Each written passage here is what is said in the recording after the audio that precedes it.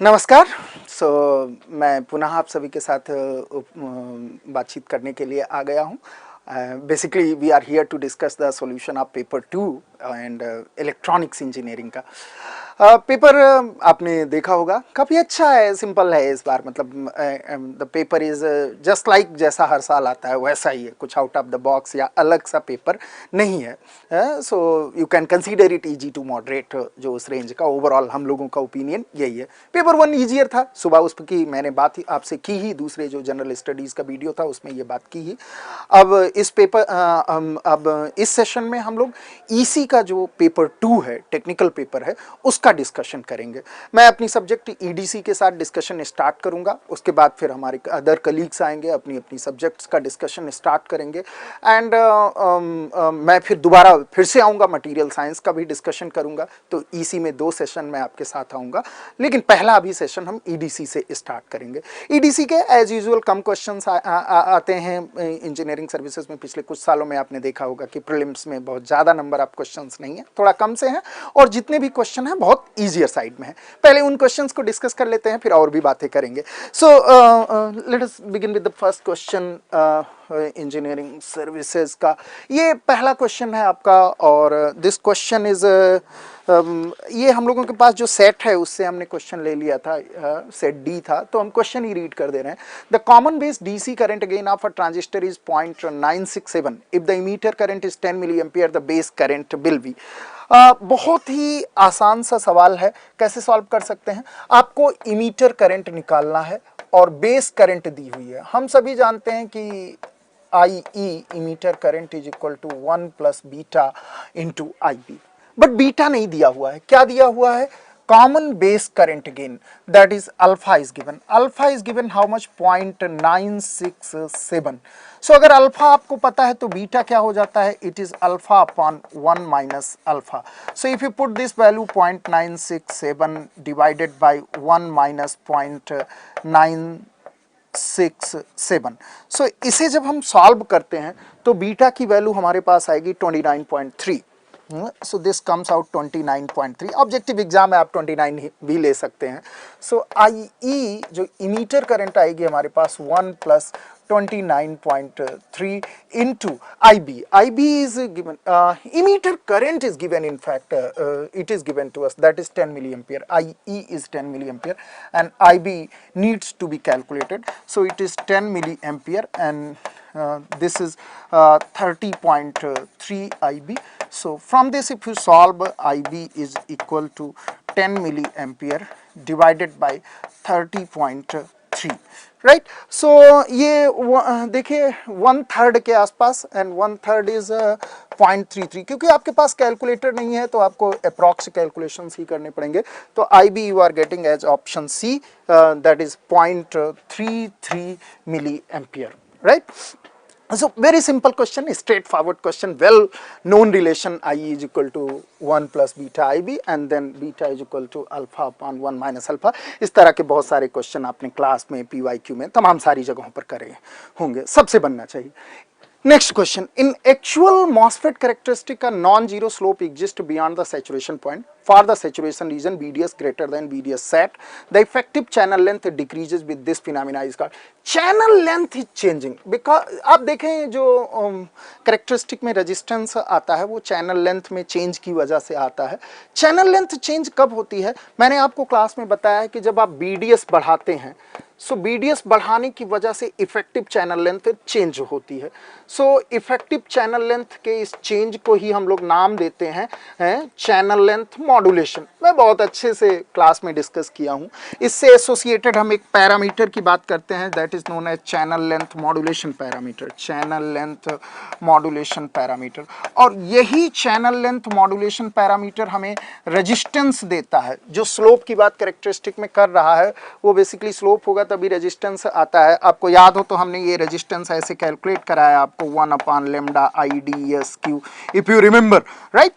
सो इतना कुछ जानने की जरूरत नहीं थी इस तरह के ऑब्जेक्टिव क्वेश्चन में। Effective channel length is changing and channel length changes with increase in drain to source voltage and this phenomena is known as channel length modulation. तो सिंपल सा आंसर था इसका channel length modulation which is given in option C. So right choice for this question was option C. Next question पर आते हैं. MOSFETs have characteristics similar in form to those of JFETs, hence MOSFETs are also known as. Such MOSFETs are known as, कुछ ऐसा होना चाहिए था.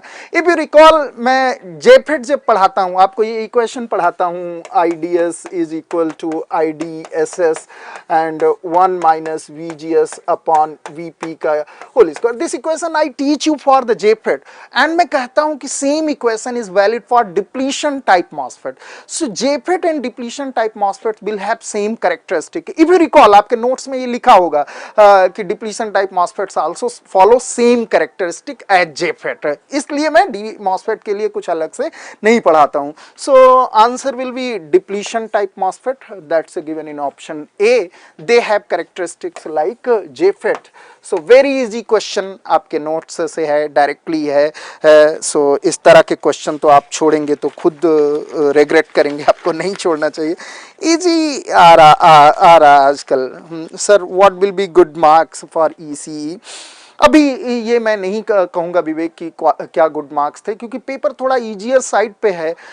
तो let's see बाकी लोगों ने कितना स्कोर किया, क्योंकि ईजियर पेपर में सिली मिस्टेक होने के चांसेस बहुत रहते हैं. जैसे पेपर 1 जो था उसमें काफ़ी लोग सिली मिस्टेक्स किए होंगे, या क्योंकि ऑप्शन सेटिंग थोड़ा ठीक थी, और दूसरा ये भी था कि कई लोग सब्जेक्ट छोड़े होंगे, पूरी सब्जेक्ट नहीं पढ़ के गए होंगे. अब पेपर बड़ा यूनिफॉर्म डिस्ट्रीब्यूशन कर दिया, 10-10 क्वेश्चन हर पेपर से कर दिया. तो इस तरह के पेपर में अभी थोड़ा मेरे लिए इस स्टेज पर कट ऑफ को प्रेडिक्ट कर पाना इजी नहीं हो रहा है. But obviously it should rise then the last year. But last year इतनी कम थी, टोटल 128 थी फॉर द जनरल, 128 थी. तो इस साल कितना भी बढ़ जाएगी, तो कितना 150 60 कुछ. But I am making a wild guess, I am not telling you. But देखते हैं, जैसे जैसे आप लोग डिफरेंट चैनल के हिसाब से अपने मार्क्स मुझे शेयर करोगे, अपने एक्सपीरियंसेस शेयर करोगे, तो एक दो दिन में मैं इस लेवल पर जजमेंट कर पाऊंगा कि what can be the cut off. अगर समय रहा तो मैं किसी वीडियो में मेंस के लिए स्ट्रेटजी एंड उस समय कट ऑफ का भी डिस्कशन करूंगा. बट उसके लिए मुझे डेटा चाहिए, तो बिना डेटा के कुछ भी बोल पाना मुश्किल है. तो आप मुझे भेजते रहिए data and then we will be discussing कि क्या होगा. A transistor has alpha 0.995 and if the base current is 200 microampere the value of the emitter current. बड़े नालायक हैं. सेम फार्मूला जो अभी आपने पढ़ा हुआ था उसी पर दोबारा क्वेश्चन पूछ लिया. अब इस बार क्या है, इमीटर करंट पूछ लिया और बेस करंट दे दिया है. So IE emitter current, again I will be using the same formula 1 plus beta into IB, क्योंकि लीकेज करंट कहीं है नहीं, so we can ignore that. Again हमारे पास अल्फा की जो वैल्यू दी हुई है वो क्या है, सो बीटा निकाल लेते हैं, alpha upon 1 minus alpha. So alpha is 0.995 and 1 minus alpha that is 0.995. मैंने ये कैलकुलेट कर रखा है. आई थिंक ये आएगा आपका 199. This will come out as 199. ठीक, आप देख लीजिएगा.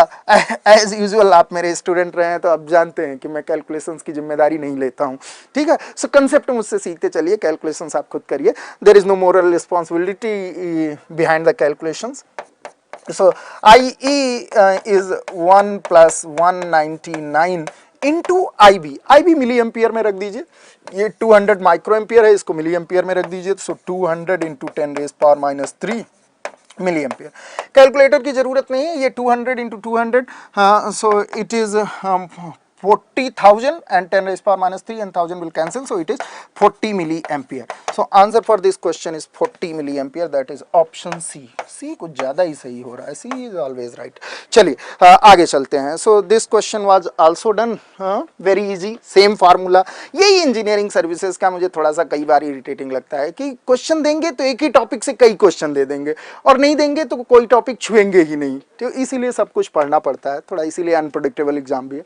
Which one of the following is a 3 region reverse bias junction? पहली चीज, रिवर्स बायस में ऑपरेट कर रहे हैं और 3 रीजन का जंक्शन है. सो PN जंक्शन तो रिवर्स और फॉरवर्ड दोनों में ऑपरेट करते हो आप, और 2 ही रीजन है, एक P टाइप और एक N type. Light emitting diode सिर्फ फॉरवर्ड में ऑपरेट करते हो, ये भी गलत है. Zener diode is usually reverse bias, but अगर फॉरवर्ड में भी कर रहे हो तो भी. Zener diode is nothing but silicon PN junction diode, a little bit heavy increase. आप ऐसे भी दूर कर सकते हो, बट 3 रीजन का जो साफ साफ दिख रहा है वो पिन डायोड है. याद करो, हम क्लास में इस तरह से फिगर बनाते हैं, P I एंड N, ठीक है। ये रिवर्स बायस होगा, बाकायदा मैं इलेक्ट्रिक फील्ड वगैरह भी आपको दिखाता हूं। This is reverse bias and you see my dear, this is P type region, एक रीजन हो गया। This is intrinsic region, intrinsic semiconductor दूसरा रीजन हो गया and this is N type, ये तीसरा रीजन। तो 3 रीजन का जो डायोड है वो हमारा पिन डायोड है। So answer for this question goes to option C. इसके लिए आंसर क्या हो जाएगा? Option C. सो ये हमारे क्वेश्चन थे। आई अटेम्प्ट 83 क्वेश्चन आउट ऑफ 150। 83 तो अच्छा है, 50% से ज्यादा आपने अटेम्प्ट किया। अब कितनी एक्यूरेसी होगी उस पर डिपेंड करता है। खैर चलिए, ये सब बातें करते रहेंगे, मैं कहाँ भाग रहा हूँ। अभी आज सॉल्यूशन देख लेते हैं, then we'll keep on talking about all these things.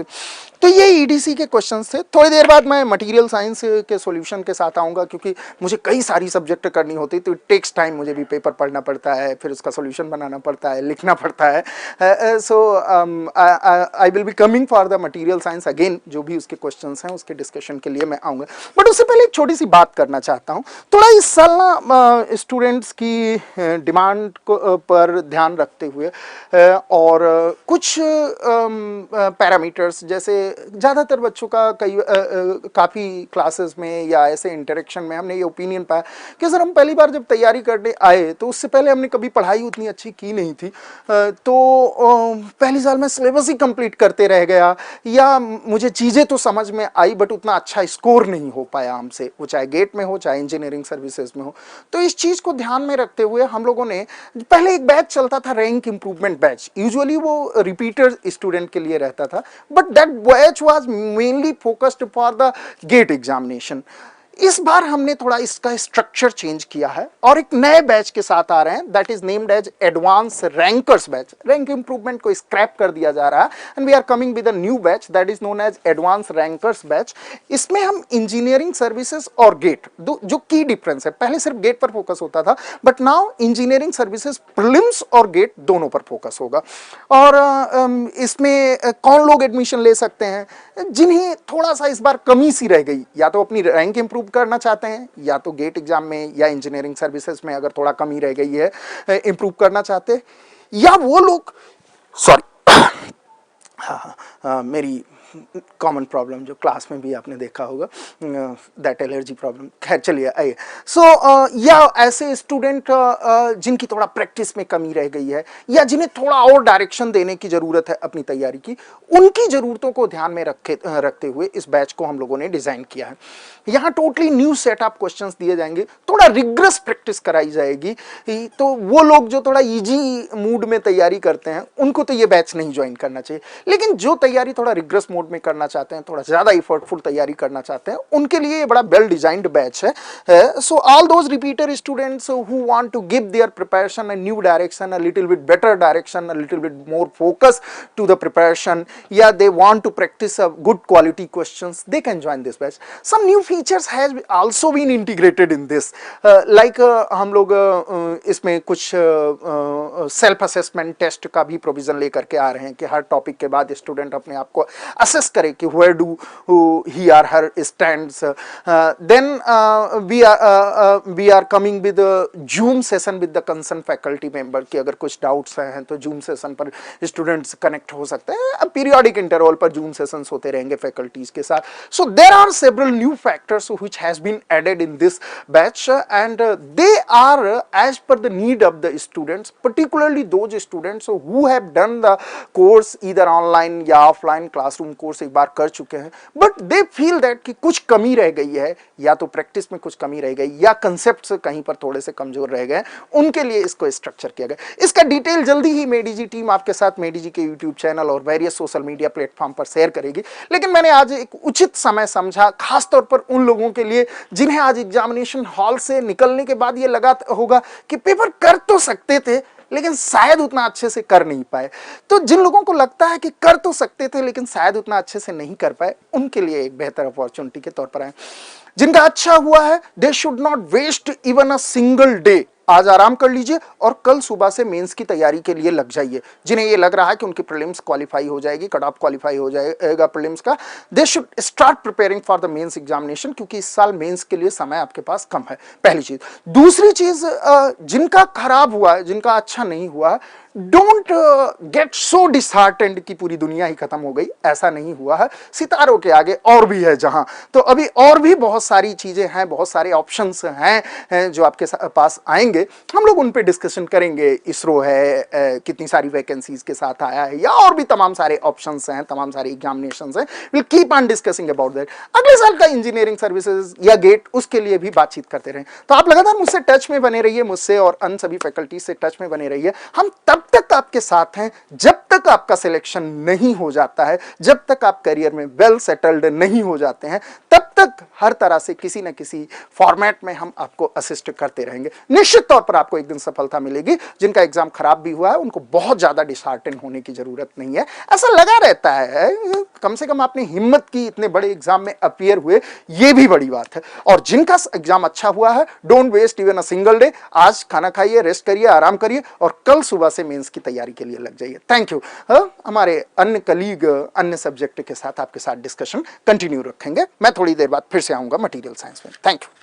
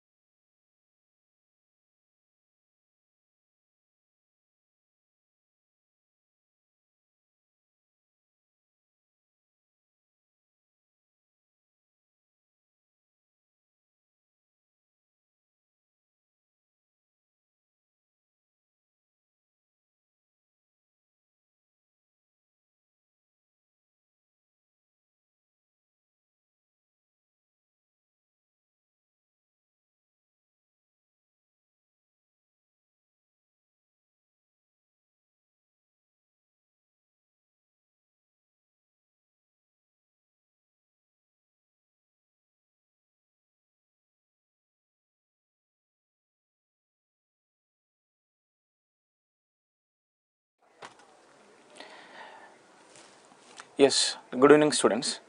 I hope you written the exam well, the prelims examination, and if you come to communication systems, some questions are given are theory questions which will be a bit difficult and will be little okay in solving these questions, but the problems which are given, so those problems can be easily solved. So I can say the overall I can say it will be easy to moderate, I can say, communication systems. Yeah, so let's go the questions one after one.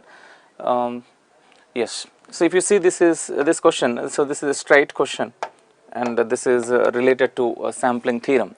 So even in the discussion of PCM, in the discussion of PCM transmitter and the receiver sections, so I discussed about this. So the reconstruction filter, in a reconstruction filter, if the output is, yes, output is xt, means in the if you see in the last stage of the PCM receiver, a reconstruction filter will be there, where low pass filter will act as the reconstruction filter, and at the output of the reconstruction filter, of course, we recover the original signal xt, we recover, and that is xt, and the corresponding spectrum is denoting with some C naught xf. C naught is just some number, okay, in frequency domain with no frequency components above fh. So the reconstructed signal spectrum, if you see, like it's something like this. I'm taking like this reconstructed signal spectrum, and it is not having frequencies above fh, means it is having the frequencies up to fh only. So it is minus fh. So it is a spectrum of the reconstructed signal. I am denoting with xf. Okay, and yeah, above fh, and xf is 0 for mod f greater than or equals fh, mod f greater than or equals fh, so this xf is equals 0, and then such signal is called as, then so if the spectrum of a signal is like this, means whose bandwidth is some finite like this, then of course we call that signal as band limited signal, of course. Okay, so the option here will be B. So if the bandwidth of the signal tends to infinite, then you can call that as band unlimited signal. If the bandwidth of a signal is finite, then of course we call that signal as band limited signal. So the option will be B here. Okay, I hope everyone given correct answer for this, because it is a pretty straightforward question this is. Yeah, okay. And this is a kind of standard question. So, pulse width modulation PWM will have so many applications, okay, and one of the applications of PWM in embedded systems is the controlling the speed of the DC motors, okay. So, it is a standard question, I can say, like, yeah. So, pulse width modulation will have the pulses of different widths, okay. So, where the pulse is having different widths, so if you trigger this, if you trigger the motor with such PWM signal, so where that pulse is having different widths, then we can expect the DC motor will run with different speeds, where the pulse is having different widths. So, this is one of the standard application of PWM is controlling the speed of the DC motors, okay. Maybe you can see this is in machines also. In the machines also you will see such okay, you come across such, okay, discussion, okay. I hope so in machines also. Yeah, that is A is the answer for that. And if you see this question, so this can be directly this can be solved directly. So, this is a straight question. So, here the carrier power is given, okay. So, this is, I can say, PC in AM, and with 80% of modulation. So, this is, I can say, mu is equals to 0.8, okay. Then what is the total power produced in AM? So, what is the formula? Total power in AM is equals to PT is equals to PC times 2 1 plus mu square by 2. Yes, no? So, if you substitute now, so PC is 50K and mu is 0.8, and the answer you will get is 66 kilowatts. So, option A for this. So, I hope everyone, okay, given correct answer for this, because it is a simple question, it is a straight question. Yes. And if you see this question, okay. So, for a pulse amplitude modulation where the pulses having different amplitudes, okay, but the width of the each pulse is going to be same only, the width of each pulse will be same only. And this is used to transmit a voice signal where the maximum frequency of the voice signal is 25 kilohertz. I can say this is F max. So, voice signal is getting pulse amplitude modulated, where the maximum frequency in the voice signal is 2.5 kilohertz and the sampling frequency is given 10 kilohertz. The sampling frequency means it is getting sampled, and that sampling frequency Fs is equals to 10 kilohertz. Means here the signals are getting oversampled, that is always good, because Fs you can see greater than 2 into F max, okay. So, oversampling is always good. So, here the signal is getting oversampled, you can understand. And the pulse duration, so each pulse duration is 1/10 of the sampling period, okay. So, pulse duration is 1/10 of the sampling period, so Ts upon 10. So, if you take the default of rectangle, if we take the pulse, okay, that pulse amplitude modulation, that pulses, if you take rectangular pulses, suppose if you take the pulses as rectangular pulses, then this is pulse duration, the Tp is given as Ts upon 10, okay. And then what is the transmission bandwidth, you have to understand. So, the default you can understand that we go for pulse after pulse transmission, where each pulse duration is Tp. Then what is the bandwidth will be, okay. If you see the spectrum will be sync like this, okay, and this is minus 1 upon Tp, and this is 1 upon Tp. If you consider only significant frequencies, so the frequencies will be up to 1 upon Tp. Then what is the transmission bandwidth, or I can say channel bandwidth, I can say, okay. So, the transmission bandwidth, I mean to say channel bandwidth, we maintain at least of equals to signal bandwidth. And what is that signal bandwidth here? 1 upon Tp, this is, okay. And even if you see that each pulse duration or each bit duration, if you denote with TB, for your convenience, if you denote with TB, okay, because in our classroom discussions, each pulse duration, each bit duration I denoted with TB. So, if you go with that okay, notations we used in the regular classroom, then this is minus 1 by TB to 1 by TB, okay. So, this is 1 upon TB, I can say this is. So, this is 1 upon TB or 1 upon TP, and that is of course RB, I can say, okay. Yeah. So, If you go for if you try to find this now, this is the bandwidth is equals to now, yes, 1 upon Tp. And Tp is Ts by 10, and if you substitute here in the place of Tp, if you substitute Ts by 10, so it is 10 upon Ts, 10 upon Ts, or I can say 10 Fs. Okay, so 10 Fs means what here? Fs is given how much here? 10 kilohertz. So 10 into 10, this is 100 kilohertz. But the answer what we are getting 100 kilohertz is not matching with the given options. Okay, then what you can understand is, actually speaking, okay, the default of each pulse we consider as sync pulse instead of that pulses as rectangular pulses. If you take the pulses as the sync pulses, okay, so if sync pulse is used in pulse amplitude modulation only, okay, where the pulses having different amplitudes, but here the pulses I am taking, that is sync pulse instead of rectangular pulses, the pulses I am taking as sync pulse. Don't have the impression like okay, in pulse modulation schemes like pulse amplitude, pulse width and pulse position, don't think that the pulses will be definitely rectangular pulses only. Generally we go with rectangular pulses, but the pulses, other options also there, the pulses can be sync pulses and raised cosine pulses also.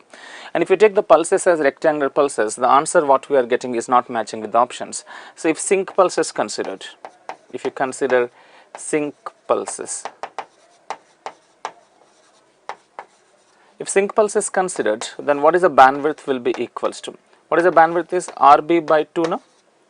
Okay, Rb by 2, or I can say Rb here is equals to 1 upon Tp only. So it is 1 upon 2 Tp I can say. Okay, Rb is 1 upon Tp, I denoted as, okay. But is Rb by 2 means 1 upon 2 Tp hoga. So 1 upon 2 Tp means this is, yes, Tp is Ts by 10, if you substitute Ts upon 10. So it is, you will get 5 upon Ts you will get, okay. So 5 upon Ts means it is 5 Fs, and Fs is given, yes, 10 kilohertz. So 5 times to 10, this is 50 kilohertz. Then yeah, so this answer is matched with option B, so option B will be correct for this. Okay, yeah. And this is a bit of ambiguity question, this is, okay, and it ASK in okay, in the case of amplitude shift keying, okay, what is the expression for that output ASK signal? What is the expression for the ASK signal? Okay, over 1, okay, from kt in the interval of kt to k plus 1 t. So what is that? Okay, interval will be k plus 1 upon t minus kt, that is t only, means over 1 bit interval, okay, that bit interval if you denote with t, okay, and over that 1 bit interval, of course in ASK each bit interval, okay, that of course we denote with TB, or yes, here is denoting with t here. Then what is the expression for the ASK signal? Over 1 bit interval, what is the expression for the ASK signal? In ASK, if you remember, we just multiply the message signal with carrier only. Message signal we multiply with carrier, because for ASK generation product modulation is only used, product modulation, message signal directly multiplied with the carrier. And here the message signal can be, okay, can be on off pulses, like, because in ASK generation, so on off pulses will be used, binary 1 represented with presence of pulse, binary 0 represented with absence of pulse. So this empty can be, okay, it can be on pulse or it can be off pulse, okay. And carrier signal, of course, we take as okay, the default of cosine signal only we take. So this is empty, and Ct is equal to AC cos 2 pi fct or AC cos omega ct. AC cos omega ct. Okay. So this is the expression for ASK signal, where empty can be the presence of pulse, that can be pulse amplitude can be some, okay, if you take on off pulses in ASK. So binary 1 represented with presence of pulse, binary 0 is represented with absence of pulse. Okay, this empty can be some positive amplitude or can be 0 volts. This empty can be, and this A and B though definitely not correct. Then if you come to C and D here, okay, and here the carrier signal, okay, I can see like a cos omega ct, okay, corresponding to a specific pulse here, corresponding to this pulse, you can understand this carrier signal is delayed by some t, and corresponding to some next pulse, the carrier signal is delayed by some 2t or 3t, 4t, something like that. Okay, where k can be any integer, k can be any integer. Okay, so corresponding to first pulse, the carrier signal if you see as cos omega ct, and corresponding to next pulse के लिए, that is cos omega ct, that is delayed by some t, cos omega ct delayed by some t, and corresponding to this pulse, the carrier signal you can understand as the carrier signal AC cos omega ct delayed by 2t or delayed by 3t, delayed by 4t. The carrier signal you can visualize like that. Okay, and corresponding to some specific bit, corresponding to a specific pulse के लिए, I can say this is cos omega ct, and that is delayed. Okay, delayed by some, I can say maybe delayed cos omega ct delayed by corresponding to first pulse, that that is just cos omega ct. Corresponding to next pulse, I can say cos omega ct delayed by capital T. Okay, where each pulse duration is t, so t minus t होगा. Corresponding to this pulse, cos omega ct minus 2t होगा, minus 3t, minus 4t. So corresponding to some specific pulse के लिए I am denoting with omega ct minus kt, I am denoting with the carrier signal is, where k can be any integer, k can be any integer. So I will go with this option. Okay, option D I will go with. Okay, and this is omega c plus kt means it is advanced. Okay, okay, so I can't see something like this. This is omega c plus kt means it is a kind of advanced, but here you can see corresponding to subsequent bits as subsequent bits के लिए the carrier signal you can visualize as the original carrier signal delayed, original carrier signal delayed by, okay, delayed by t, delayed by 2t, delayed by 3t. I can see the carrier signal like that. Corresponding to the subsequent bits के लिए I will see carrier signal like that. The original carrier signal cos omega ct delayed by t, delayed by 2t, delayed by 3t, delayed by 4t. So yes, I'm seeing ASK signal like this. Okay, this is definitely a kind of okay ambiguity question, because generally in the textbooks they will represent ASK signal like this, just MT into CT, and CT they will mention as cos omega CT, AC cos omega CT. They don't mention like corresponding to some specific bit or pulse के लिए carrier signal is something like this. In textbooks generally they don't visualize ASK signal like this. Generally they don't visualize like this, but ESE, this is ESE, like IES prelims may, yeah, some unexpected questions, yes, we can expect. So then in that case, among the given options, the best possible option you have to go with. A and B तो बिल्कुल correct नहीं है, that will be definitely either C and D. So I don't expect that subsequent bits के लिए I don't see that is carrier signal advanced, I don't see like that, that will be delayed. So I will go with option D. This is the best option, okay, among the given, I will go with. ठीक है. Now this is a straight question. Yes, no? So this is a time division multiplexing. The time division, yeah, frequency division multiplexing. This is so 5 channels here. Okay, where each having the bandwidth of 100 kilohertz. Okay, are to be multiplexed together. If there is a need for a guard band of 10 kilohertz, so how many signals here? 5 signals.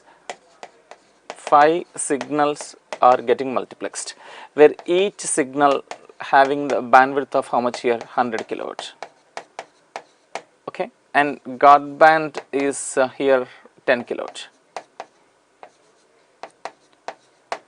Okay, the minimum bandwidth of the link means you can understand as the channel. So what is the minimum channel bandwidth required? Minimum channel bandwidth required is signal bandwidth only. So what is the bandwidth of this multiplexed signal? Bandwidth of multiplexed signal. Like if you see like 5 signals like this is a signal like this, another signal like this, another signal like this, and another signal like this. Maybe spectrums of the signals like this. Okay, 1, 2, 3, 4, 5, where each signal having bandwidth of how much here? 100 kilohertz. So each having bandwidth of 100 kilohertz. Okay, this signal also having the bandwidth of 100 kilohertz. So I am seeing this as the spectrum of multiplexed signal, where 5 signals got multiplexed, where each signal having bandwidth of 100 kilohertz. And what is the guard band here? The guard band is how much here? Is given as 10 kilohertz.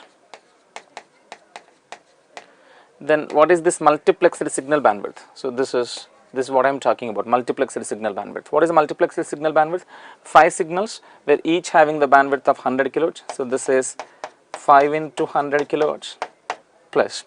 and if you multiplex 5 signals, how many guard bands we expect? 4 guard bands we expect. 4 guard bands into each guard band is how much? 10 kilohertz. So this is 540 kilohertz. So 540 kilohertz means option A will be correct here. Okay. And this is also a standard question related to standard definition. Okay, maybe you come across in advanced communication also, you will come across this. So which of the following noise bandwidths is the bandwidth of that ideal bandpass system which produces the same noise power as the actual system? That is what we call as equivalent noise bandwidth. Equivalent noise bandwidth means it is simply the bandwidth, okay, yes, the bandwidth of some system, some imagined system, okay, where whose output power, whose output noise power, okay, will be same as the actual system noise power. If you have some one actual system is there, so what is the noise power we are expecting for that actual system, okay, and for this imagined system also, okay, this imagined system he is denoting as the ideal bandpass system, okay. So the bandwidth of some imagined system here, that imagined system can be any system, here he is mentioning as ideal bandpass system, okay. So and the bandwidth of, what is the bandwidth of that ideal bandpass system which produces the same noise power, same noise output power like the given actual system, okay, where you are giving the white noise as the input, okay. If I have some actual system, I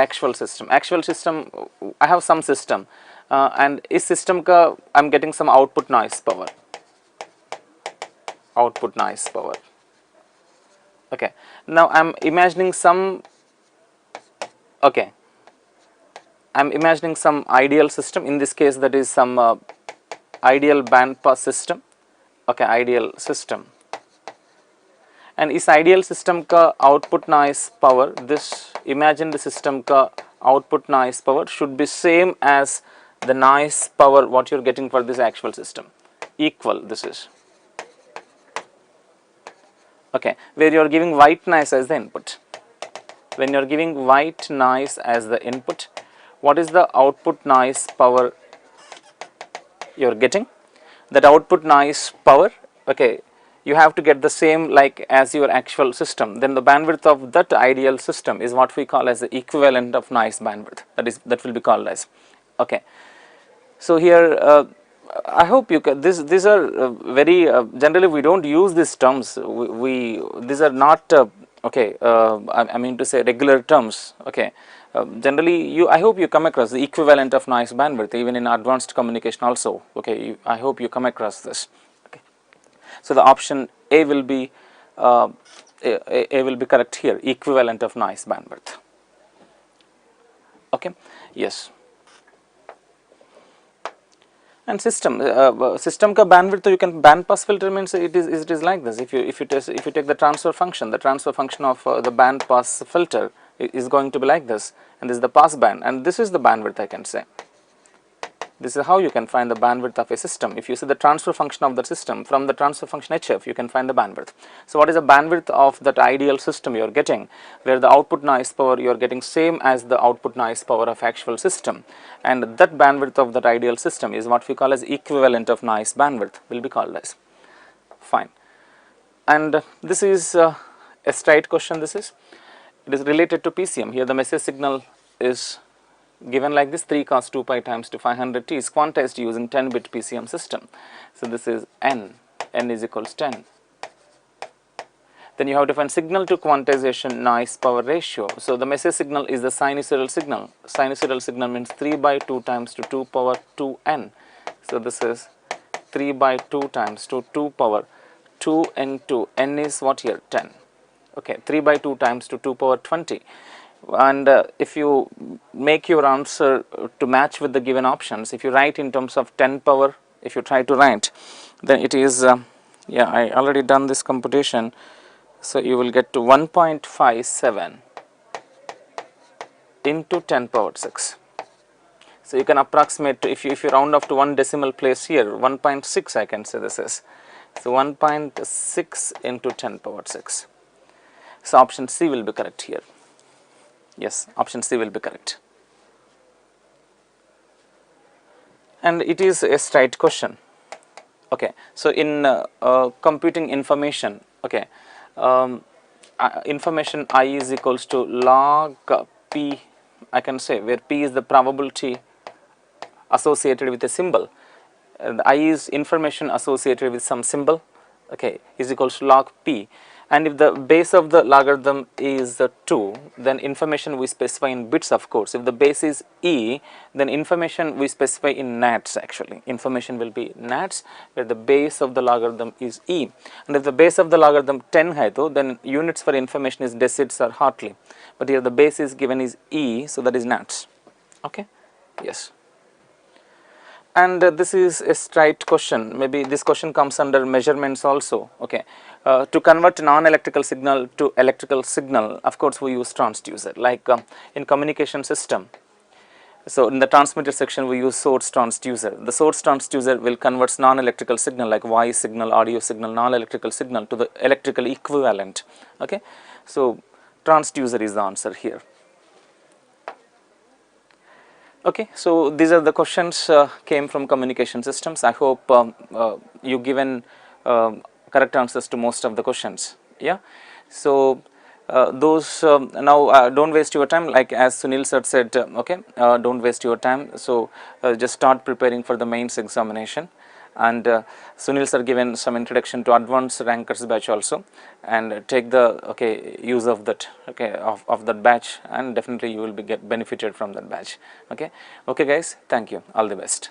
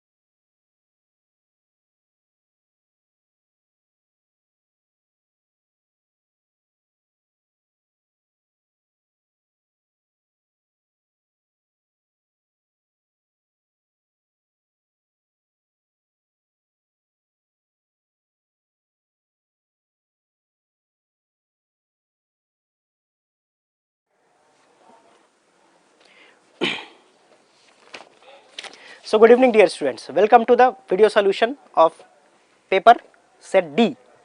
Okay, so question number 5, fine. The velocity factor with respect to transmission and wave propagation is, fine.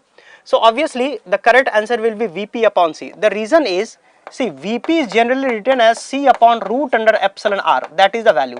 Here epsilon r can be anything, right? So here basically nothing is mentioned because epsilon r can be 3 by 2, epsilon r can be 3, right? Any value can be there, but here they have not mentioned anything about epsilon r, so we will take to be air, free space, right? So the answer should be Vp upon C. Option A is correct. Okay, next question number 6. A dielectric medium in which the conduction current is almost non-existent, that means conduction current is not there, right? So conduction current is not there, so that means in comparison with the displacement current, so obviously displacement current flows in the insulators, right, where there is no medium. So obviously if there is no conduction current at all, that means there cannot be any conductivity, right? So therefore the best answer will be perfect dielectric medium. So option C is the correct answer. Next, D. A load of pure resistance 60 ohm is to be connected through a quarter wave line to a transmission line of characteristic impedance 100. So that means here we have transmission line, here the load is connected, ZL is given as 60 ohm, right, and it is connected to some other transmission line of characteristic impedance say Z0 dash is equal to 100 ohm. VSWR it is saying as 1, the characteristic impedance of the quarter wave line, that means lambda by 4. So they are asking what is the value of Z0, right? So the solution you can see, detailed solution, it will be uploaded. So if you solve it, the value is coming to be 77.5 ohms, right? I am not going to solve it, right? The detailed solution you can see later on. So the answer is 77.5 ohms, correct. Next, question number 8, a lossless transmission line having characteristic impedance of 600 ohm is terminated by resistance, right? So that means this characteristic impedance Z0 is your 600 ohms, correct, and it is terminated by a load ZL which is equal to 300. They are asking voltage standing wave ratio. It is very simple question. So if you solve it, the voltage standing wave ratio is coming to be 2, correct. So voltage standing wave ratio is coming to be 2. Next, question number 9. An antenna efficiency eta with regards to radiation resistance. Obviously we know that antenna efficiency is nothing but your P radiation upon P input, and here you can see that P radiation is radiated power is the input power. So this is the formula, right? So there is nothing has to be done, answer is directly B, correct. Okay, next, next we have question number 11. When the cutoff frequency for TE10 mode is 3 gigahertz and the value of V0 is 3 into 10 to the power 10 centimeter per second, the broad wall dimension of a rectangle. Broad wall dimension means what? Suppose this is your y-axis, say this is the x-axis, this is z-axis, and this is your basically waveguide, right? So this is A and this is B. So the broad wall means what? They are asking the value of A. Obviously cutoff frequency is given, velocity is given, directly you can use the formula, cutoff frequency formula, and when you will solve it, you will get answer as 5 centimeter, right? So question number 11, you are going to get 5 centimeter, correct. Next. Next we have question number 12. An EM wave of 1 gigahertz is radiated by an antenna to cover a distance of 100 kilometer. If the velocity of propagation is 3 into 10 to the power 8, the time taken by, so obviously this formula basically velocity is equal to distance upon time, very simple formula you have to use. So the answer is coming to be 333 microsecond is the correct answer. Now coming to question number 13. Question number 13, the approximate minus 3 dB, minus 3 dB means what? Half power beam width, right? Half power beam width for a parabolic antenna. This is directly formula, it is 70 lambda upon D, right? Approximately full we have first null is 140, so half power beam width is almost half, that is 70 lambda by D. So option B is the correct answer. Next, question number 14, the waveguide, sorry, the guide wavelength lambda g for a cutoff frequency and frequency of operation. We know that formula of lambda g is equal to lambda TEM upon root under 1 minus FC upon F whole square. So when you solve it, you will get the option A. Detailed solution you can see later on, right? So I am just giving the final answers. So this is question number 14. Question number 15, right? A broadside array operating at 100 centimeter wavelength consists of 4 half wave dipoles spaced 50 centimeter. If each element carries radio frequency current in the same phase means alpha is equal to 0 here, and magnitude, that means I naught is equal to 0.5 ampere. The radiation resistance is 73 ohm. 73 ohm, it represents that this is half wave dipole antenna. Radiated power will be how much? Obviously we know that the radiated power will be 4 times, because there are 4 antenna, is equal to power radiated by individual half wave antenna, right? And we know that power radiated by half wave dipole antenna is equal to IRMS whole square into 73 ohms, right? Here since it is given as magnitude, so IRMS value should be equal to I naught square by 2 into 73 ohms. But if you put this value, you will not get the answer 73. You will get 36.5. That means if I put I naught is equal to 0.5 and calculate and multiply by 4, you will not get 73 watt, right? So that means one thing is that none of the answers are correct.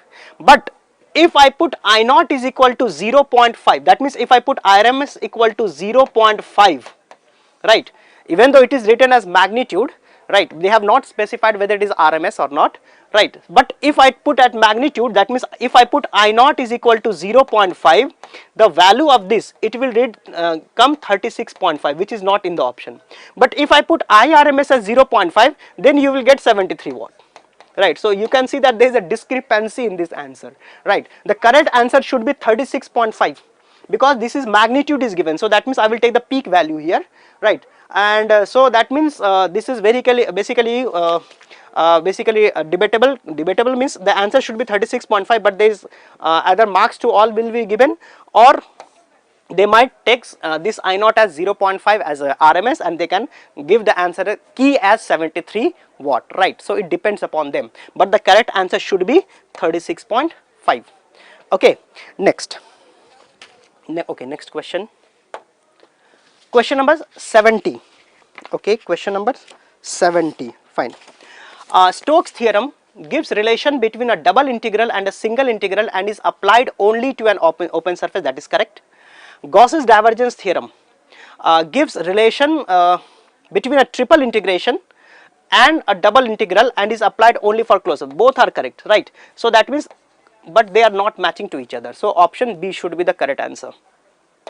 Next, the microwave junction can be defined as S parameter or as a scattering parameter. That is correct. A scattering matrix is a square matrix which gives all the combinations of power relationship between the various input and the output ports of it. That is also correct. And from here only these S parameters are basically, there is a relation of S parameter with the power. So option A should be correct, right. So I think, okay, these were the questions that are basically from this subject. Fine. So all the best.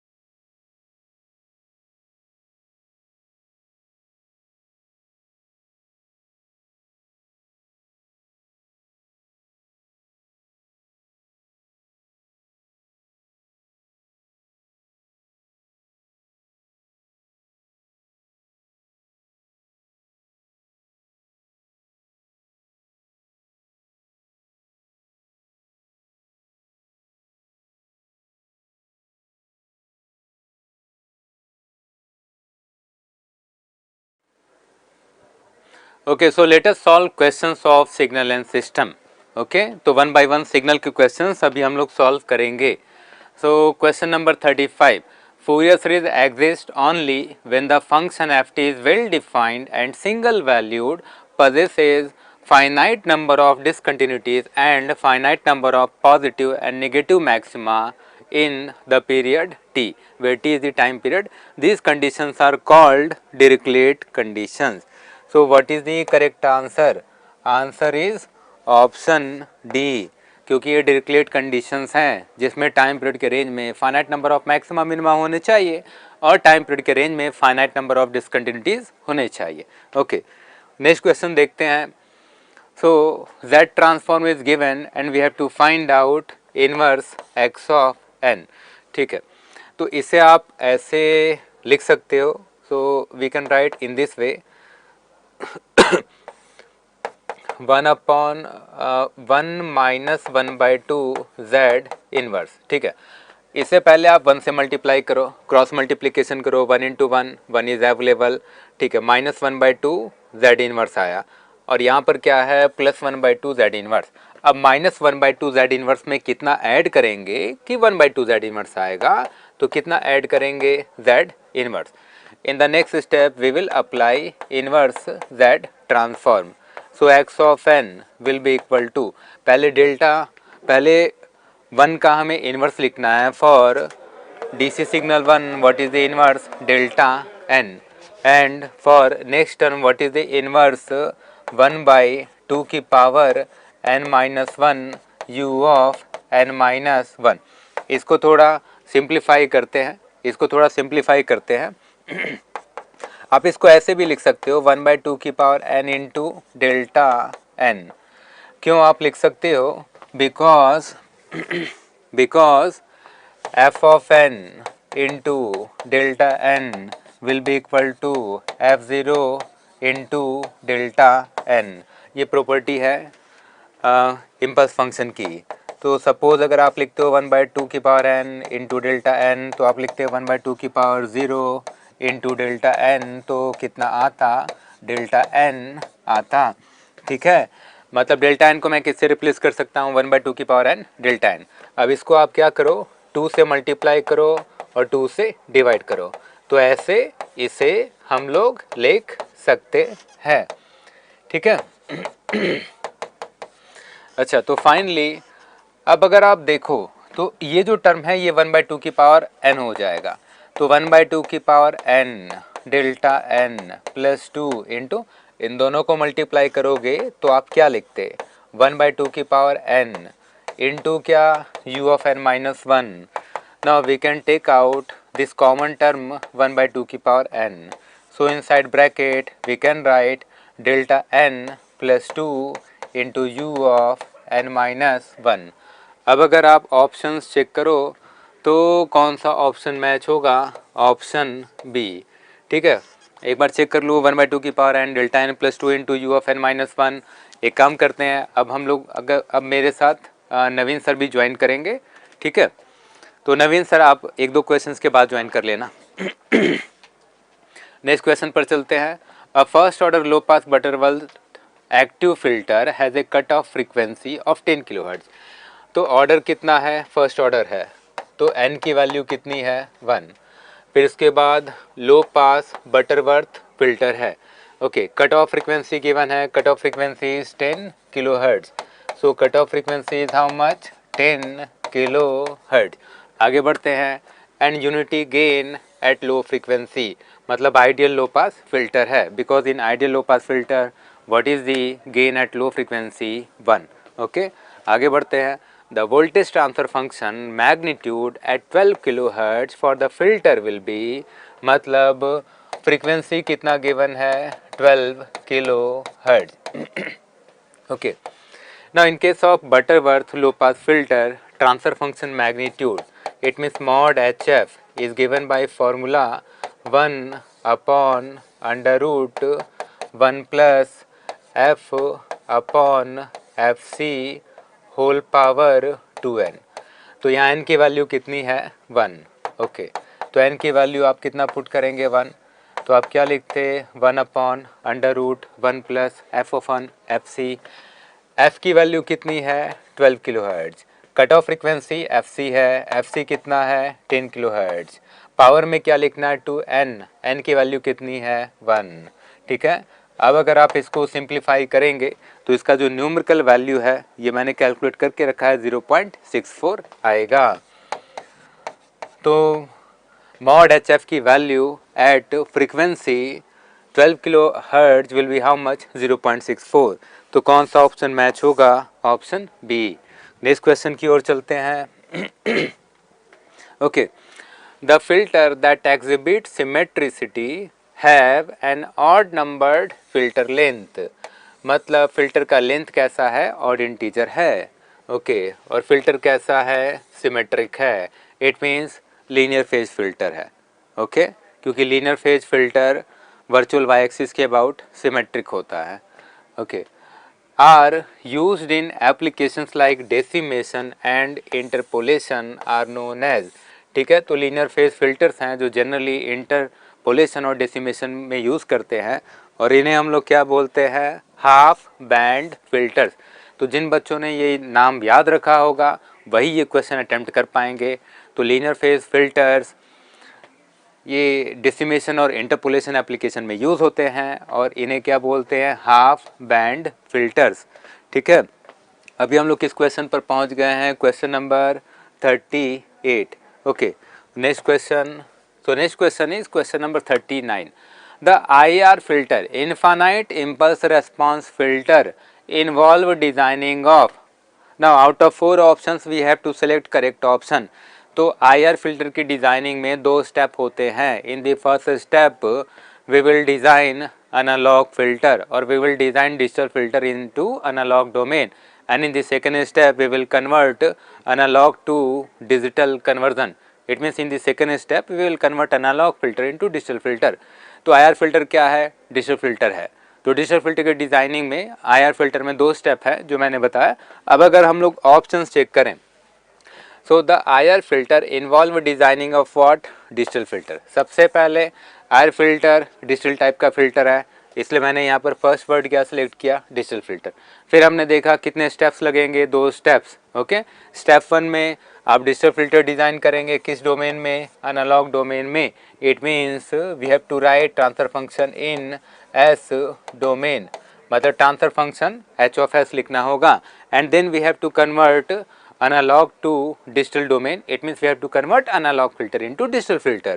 मतलब हमें transform करना होगा digital domain में, मतलब transfer function किस variable के against लिखना होगा?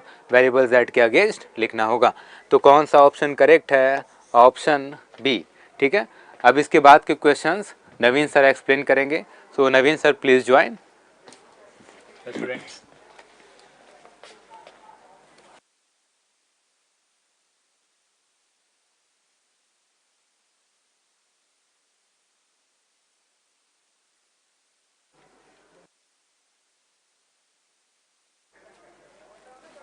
right, we can see the next question. So, the following statements are correct. So, talking about the linearity of a system. If you see the linearity of a system should be linear if it satisfies superposition, and superposition is a combination of 2 things. One is additivity and as well as homogeneity.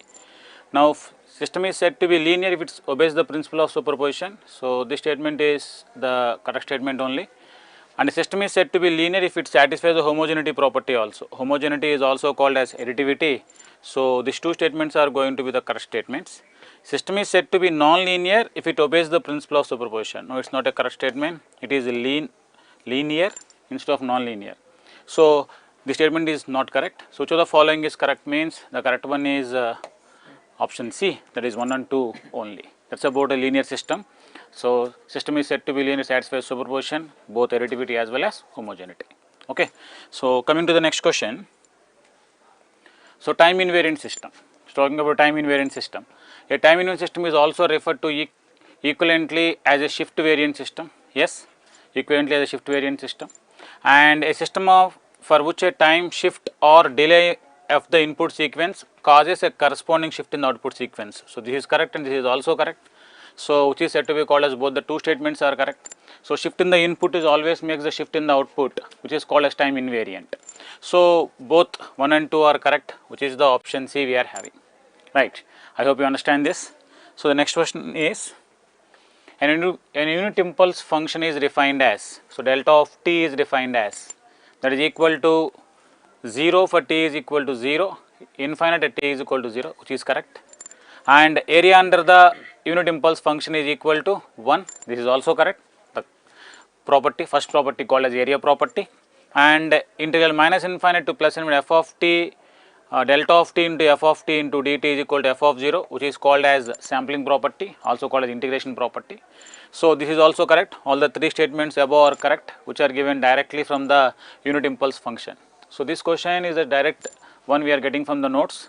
So, which is given as the answer as D. So, 1, 2 and 3 are correct. Okay. So, coming to the next one, the Laplace transform of a function f of t is defined as, so Laplace transform of function f of t is f of s integral 0 to infinite f of t e power minus st into dt. What is this s? S is said to be called as a complex variable, which is given as sigma plus j omega, and that is the value we are having. So, b is equal to s is equal to sigma plus j omega. So, complex variable given by, the complex variable is nothing but an this s. Okay. So, next question. So, these are the questions given for the ESE 2025 from the ESE students. So, thank you.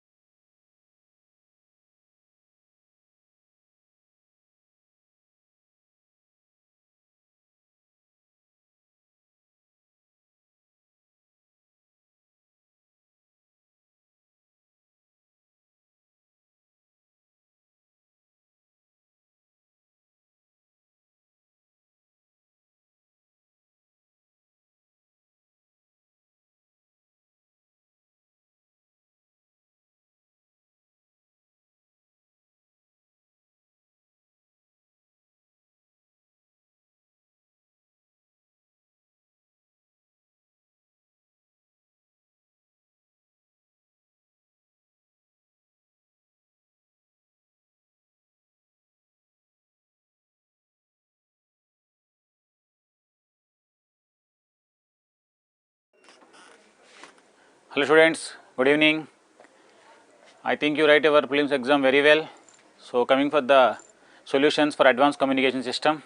So ESE 2025 solutions. So first question, a pulse of given frequency transmitted upward is received back after a period of 5 milliseconds if the value of c is 3 × 10⁸ meters per second. Velocity of light is given. The virtual height of the reflecting layer,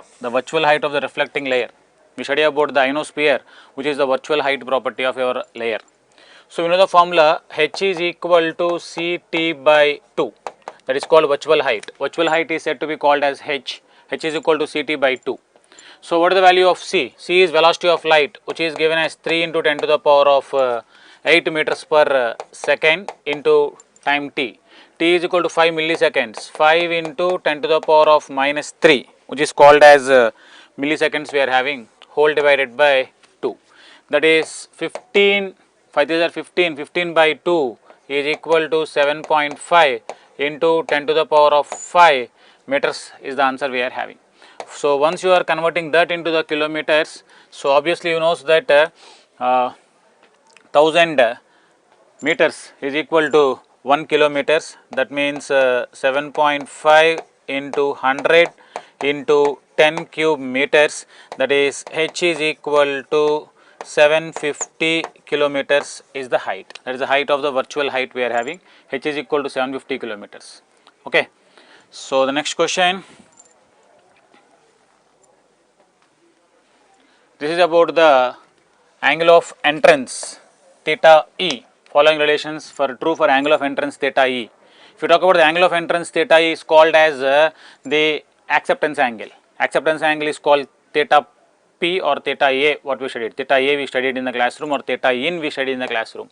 So theta a is acceptance angle, or it is also called as theta in we study in the classroom.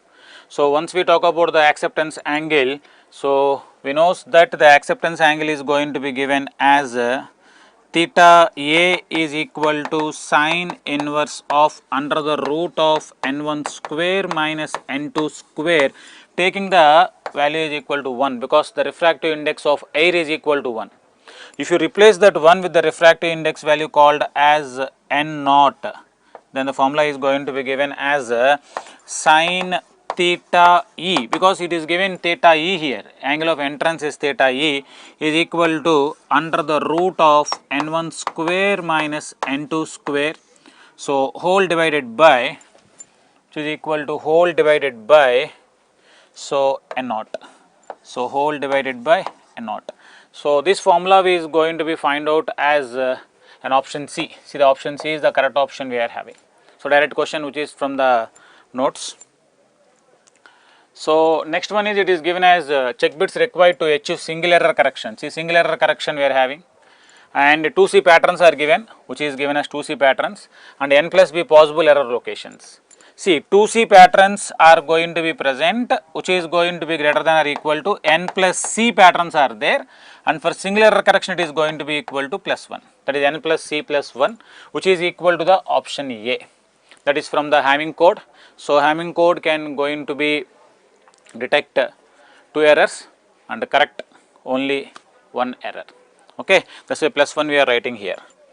So next one is, which of the following protocols allows the transaction of serial bit stream? See, serial bit stream of any length without the implications of character boundaries. See, for byte oriented protocols and bit oriented protocols, we have two types of protocols are there. For byte oriented protocols, we have a restriction with the information you are passing, because they have fixed lengths. But for bit oriented protocols, they don't have a fixed length, they have the length information field, which we are having, the length is variable. Of how much size you require, you can place it there, there is no problem for that one. So that's why out of the protocols, we can tell that bit oriented protocol is the protocol which can allows serial bit stream of any length. See, fixed length is byte oriented protocol, so this is not a correct answer. So parity bit protocol, check redundancy protocol will add some check bits, they add some check bits, and they have restriction for the adding of the check bits also. So that's why we are not going to be having these two. The correct answer is going to be equal to the bit oriented protocol. Okay, so direct question come from the notes we studied in the class notes also. Okay, now coming for the next question. A pulse is sent to the target. So the target returns after 15 microseconds when the velocity of light is given 300 into 10 to the power of 6 meters per second. The distance of the target will be, this is a radar, so distance is given as R, capital R, which is called range. The range formula is given as R is equal to Ct by 2, So talking about the range capital R is equal to C, the C is 300 into 10 to the power of 6 meters per second into time t, that is equal to 15 microseconds 10 to the power of minus 6. So whole divided by 2. I hope you understand, these two will get cancelled out to each other. So 2 will cancel out here 150 times. So the value of R is going to be equal to that of 150 into 15, that is 2250 meters we are having. But if you see the options, they are going to be converted into kilometers, and obviously I told you in the class 1 meter is going to be equal to 1 by 1000 kilometers we are having. Okay, so 1 by 1000 kilometers we are having. So the range R is going to be equal to that of 2.25 kilometers. Just a conversion. We are converting as per the required option. So option C is the correct answer we are having. Okay, so the next one is, so when we talk about the which one of the following layers defines the procedures and functions that physical devices and interfaces have to perform for transmission to occur. For transmission to occur and the physical devices are present and the interface are present only in the lowest layer said to be called as physical layer. So physical layer is going to be responsible for connecting the physical devices and as well as the interfaces which are responsible with the physical layer. Okay, so that's what option is the C option. So coming to the next one. So which one of the following carries multiple voice frequency circuits? See, multiple voice frequency circuits using FDM and TDM. Okay, using frequency division multiplexing or time division multiplexing. Observe carefully, in our telephone system, when you want to transfer the voice channels, we can definitely use the multiplexing techniques. So in the multiplexing technique, the subscriber means you can send only one voice channel. For one voice channel, there is no need of any multiplexing. Okay. Local loop means from exchange to that of the subscriber line was going to be present. So there also we are not going to be required, any of the multiplexing is required here. Okay. Next one is exchange. Exchange in the sense means we are going to be connecting multiple number of carriers to come to the exchange. Okay. So the trunk means the one which is used to connect between the two exchanges. Between the two exchanges it is connected. Definitely from exchange to exchange more number of carriers has to be required. So we can go for the multiplexing technique. So the right answer that we are having is the trunk. Trunk is the correct answer we are having, which is called as the required multiplexing for carrying the frequency circuits through it. So next question. Which one of the following is particularly useful when large amounts of codes are needed to handle infrequent occurring cases? Actually this question comes from the computer organization. So it was placed here, which is called as dynamic loading. A dynamic loading technique is the technique we use it here for infrequently occurring cases with amounts of code, large amounts of code we are having. Okay. So next one is, an optical fiber has the bandwidth distance product of 500 megahertz per kilometer. That means bandwidth into distance is equal to 500 megahertz kilometer, and the bandwidth is going to be equal to that of 85 megahertz is present, is required for a particular mode of transmission. The maximum distance that can be used between repeaters will be nearly. How much is the maximum distance is required? So we can write like this, the bandwidth into distance upon bandwidth, that is going to be equal to 500 megahertz kilometer divided by 85 megahertz kilometer. So the distance d is equal to this megahertz cancelled out. So 500 divided by 85. So roughly the value was going to be equal to that of 5.9 kilometers, because 85 into 5, that is going to be given up almost so 425, which is going to be the rough answer we are having. So the answer is given with the options, which is equal to that of option A, that is 5.9 kilometers. So next question. Coming to the next question.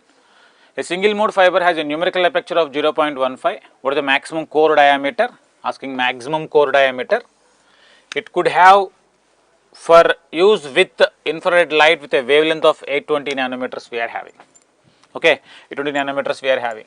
So numerical aperture is given NA is equal to 0.15 and maximum core diameter, that means 2A is equal to how much I was asking, single mode. Obviously students knows about this, single mode means your V is equal to 2.405, okay, 2.405. And what is the wavelength lambda? Lambda is equal to 820 nanometers are given, 820 nanometers is given. So what is the formula that we are having? Normalized frequency V is equal to 2 pi A by lambda into numerical aperture. Many number of times I told in the class also, if you have this type of questions, just skip it and go for the next question instead of wasting the time. Okay, but of course here we have to do it, that is 2.405 is equal to 2A into pi into the numerical aperture is equal to 0.15 divided by 820 into 10 to the power of minus 9 nanometers. That is going to be given the 2A value. 2A value is required. So we write 2.405 into 820 into 10 to the power of minus 9 whole divided by pi into 0.15. Whole divided by pi into 0.15, which is said to be called as 2A. So by solving this we are going to be getting the answer, that is, so we need to check for the answer. Already it is solved. So the answer is equal to C, it is 4.2 micrometers we are having, that is equal to 4.2 micrometers is the answer. Okay, so this requires a calculator, so we need to solve it with the help of a calculator. Okay, right. Next question. The entries in a CIDR routing table contains 32-bit IP address and 32-bit mask, which is having an IP address. So what is CIDR? CIDR means classless inter-domain routing. Classless inter-domain routing we are having, and it is going to be enables the technique called as supernetting. In CIDR classless supernetting, what the supernetting will do? Adding small networks to form as a big network is called as supernetting, which is the technique we are implementing called as supernetting. Next question. So the free space path loss LP incurred by an electromagnetic wave is, see, path loss LP is going to be given as 4 pi d by lambda whole square. Then it is equal to 4 pi d by lambda, path losses or space losses. Okay, free space losses. So d is equal to, what the formula for d? Since lambda is equal to c by f, lambda is equal to c by f, I am substituting c by f, then this formula was going to be given as 4 pi f d by c whole square. 4 pi f d by c whole square, which is called as LP. So 4 pi f d by c whole square, option A is the correct answer we are having. Okay. Next one is, which of the following amplifiers are widely used in transporters? Many times I told in the classroom, direct notes question. The transporter will always going to be using a travelling wave amplifier. The input of a transporter is equal to LNA, low noise amplifier. Output of a transporter is TWT, travelling wave tube, which will going to be boost the power, required power of the output of the transponder. Okay, travelling wave tube. So next one is, which one of the following systems of satellites is sometimes called internet in the sky? Internet in the sky. This is the first name given by the Teledesic, is the company which was going to have that name, using low Earth orbits, LEO satellites for providing the internet, okay, with the required speeds, which is called as Teledesic we are having. Next one, a directional antenna with 10 dB gain radiates 500 watts. The receiving antenna at 15 kilometer distance received 2 microwatts. So if you see the solution for this one, transmitted power is given, PT is equal to 500 watt, antenna gain is given 10 dB. Obviously you knows that 10 dB will converts into 10 into log of 10 of GT is equal to 10 dB. So 10 and 10 cancel out to each other, then GT is equal to 10 to the power of 1 goes to other side, that is equal to 10, the gain is 10, transmitting gain is 10. So distance is given, the distance is equal to 15 kilometers, and the received power is given, as 2 microwatts. So when we talk about the 2 microwatts, we can tell like this, that is 2 into 10 to the power of minus 6 watts. Okay. So, asking the receiver antenna, effective area of the receiving antenna he was asking. Effective area of the receiving antenna means AE is equal to how much? So, we know the formula called as received power PR is equal to PT GT AE divided by 4 pi d square. 4 pi d square. So, substituting all these values in the given formula, we will get the AE. So, what is the value of AE? I am substituting here. AE value is equal to received power PR into 4 pi d square whole divided by PT into GT. So, once again we equate the calculator here also. What is the received power? 2 into 10 to the power of minus 6 into 4 pi into d square. D square is equal to 15 into 10 cube whole square whole divided by PT GT, that is equal to 500 into GT is equal to 10. So, solving your AE, we will get 1.1 meter square, which is option C. Okay, which is option C. I hope you understand this. Already we studied these type of numericals in the satellite communication when we talk about the losses. This formula that is. So, time for a civil time keeping purpose and is the time reference which is broadcast by the National Bureau of Standards as a standard for setting clocks. For standard for setting clocks, we have universal time coordinated, actually it is called UTC, universal time coordinated we are having, which is called as UTC we are having. So, this is going to be used for the clocks to be maintained. Okay, next question. The point on the earth vertically under the satellite is referred to as the subsatellite point. Vertically or directly under the satellite is called a subsatellite point we are having, that is called subsatellite point. It is a direct one.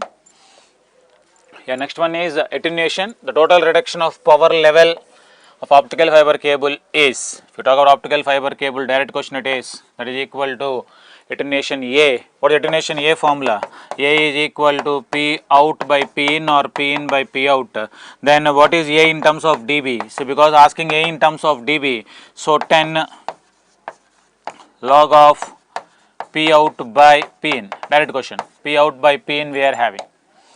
Next one is, in communication network, the element of the network should be designed such that maximum power transfer takes place between the source to the load. Yes, definitely from source to the load. The maximum power is observed from one network to other network with an impedance matching of the complex conjugate of the other. Yes, definitely. When you have a complex conjugate of the other, the maximum amount of power has to be transferred. So, this answer is equal to A because statement 1 and statement 2 both are correct. And statement 2 is the correct answer, correct reason for statement 1. So, option A is the correct answer for this question. So, next one is a network is 2 or more devices connected together through links. Yes, network is nothing but more systems, 2 or more systems are connected by using the cables are called as network, and that is what the network we are having. So, statement 1 is correct. So, a link is a communication pathway that transfers data from one device to another. Definitely true it is. Why? Because means a link is a communication pathway. Link means it be connected between the two systems. So, it is going to be transfer the data from one device to the another. So, this is also correct. So, A, because here the connected to the links and those links are responsible for transferring of data. So, option A is correct once again because the solution is statement 1, statement 2 are correct. Statement 2 is the correct explanation for statement 1. Okay. Next one. So, mode partition noise is a multiplicative noise in optical fiber cable. Yes, definitely. Because of mode partition noise, when the mode was only a single mode was going, there is no question of having a noise. But when the mode is partitioned to two forms, then definitely it is going to one travels for other first or slowly the noise will going to be created. And that noise was going to be for an optical fiber cable. Arises when an optical source emits several frequencies in a rapid succession. Yes, rapidly the laser was going to be change its frequency from rapidly from one point to another point. Definitely it is going having a mode partition noise. This is also correct. Statement 1 correct, statement 2 correct, and it is a correct reason. Option A is the correct one. Okay. So, this is the thing last question it is. So, I hope you understand the solutions. Okay, most of the questions that we studied from advanced communication system came from the notes itself only, from the class notes. Okay, thank you so much.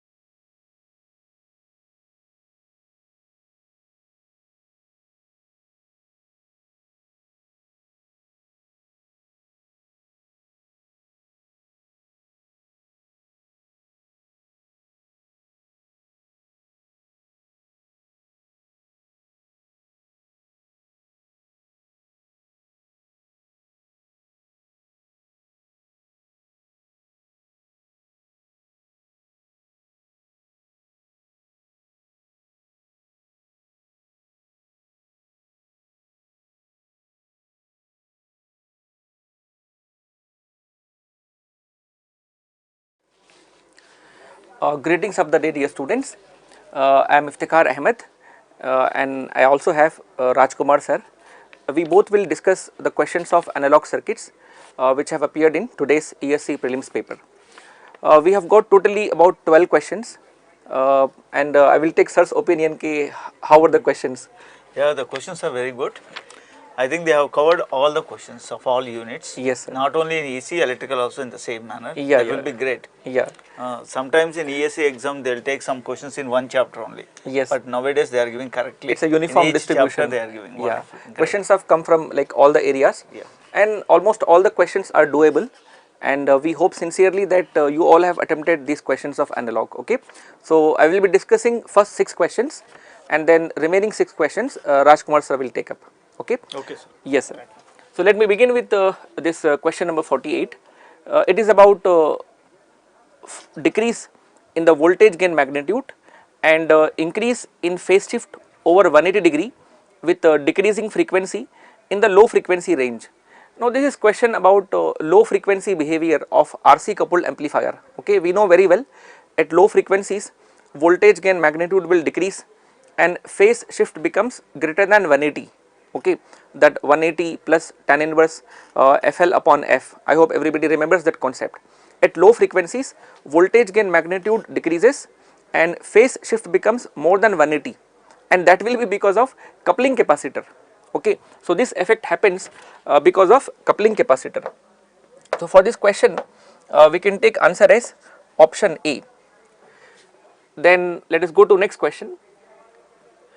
Yeah, which of the following is a maximum reverse voltage that can be applied to the PN junction diode. Now this is an easy question. Maximum voltage which can be given to diode in reverse bias is nothing but peak inverse voltage. In rectifiers we come across this type of concept, right? Maximum voltage which appears across diode in reverse bias case, it is called peak inverse voltage. So for this question the correct answer is option B. Yep. Then moving to next question.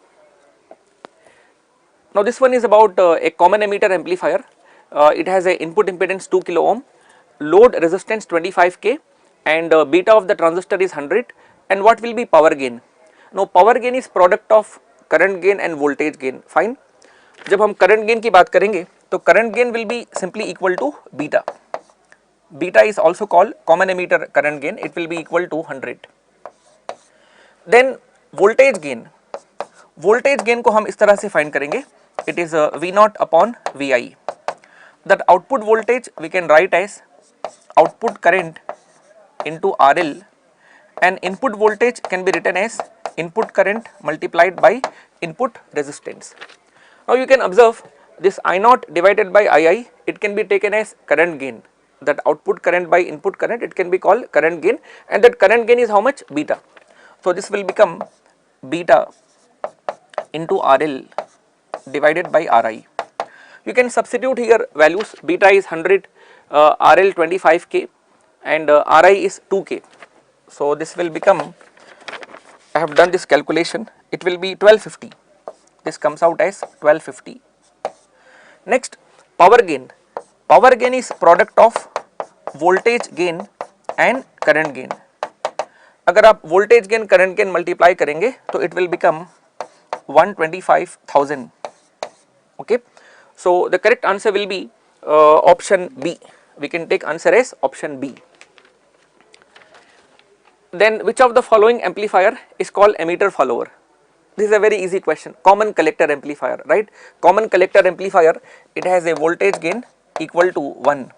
Output voltage will follow input voltage, or we can say emitter voltage follows input voltage. So emitter follower is nothing but common collector amplifier. We can take answer as option B. MOSFET used as a load device is called, अगर हम एक MOSFET को use करते हैं as a load, it will be called active load. Very easy question, right? MOSFET used as a load, it will be called active load. So the correct answer is option C. Then this is about non-inverting amplifier. It has a input resistor 1k. Let me just show a quick circuit for non-inverting amplifier. We provide input at the non-inverting terminal, and these are the two resistors that we connect. This resistor is given R1 equal to 1k, and feedback resistor 10k, and we have to find out closed loop gain and feedback factor of the amplifier. Now closed loop gain is nothing but output voltage divided by input voltage, and for a non-inverting amplifier this gain will be 1 plus RF divided by R1. अगर आप यहाँ पर data put करेंगे तो it will become 11. Closed loop gain is equal to 11. Then feedback factor. In non-inverting amplifier, feedback factor will be R1 divided by R1 plus RF. Okay, I mean voltage across this R1 will be taken as a feedback voltage, and if you apply voltage divider you will get Vf equal to V0 into R1 by R1 plus RF. So in that way beta will be R1 divided by R1 plus RF.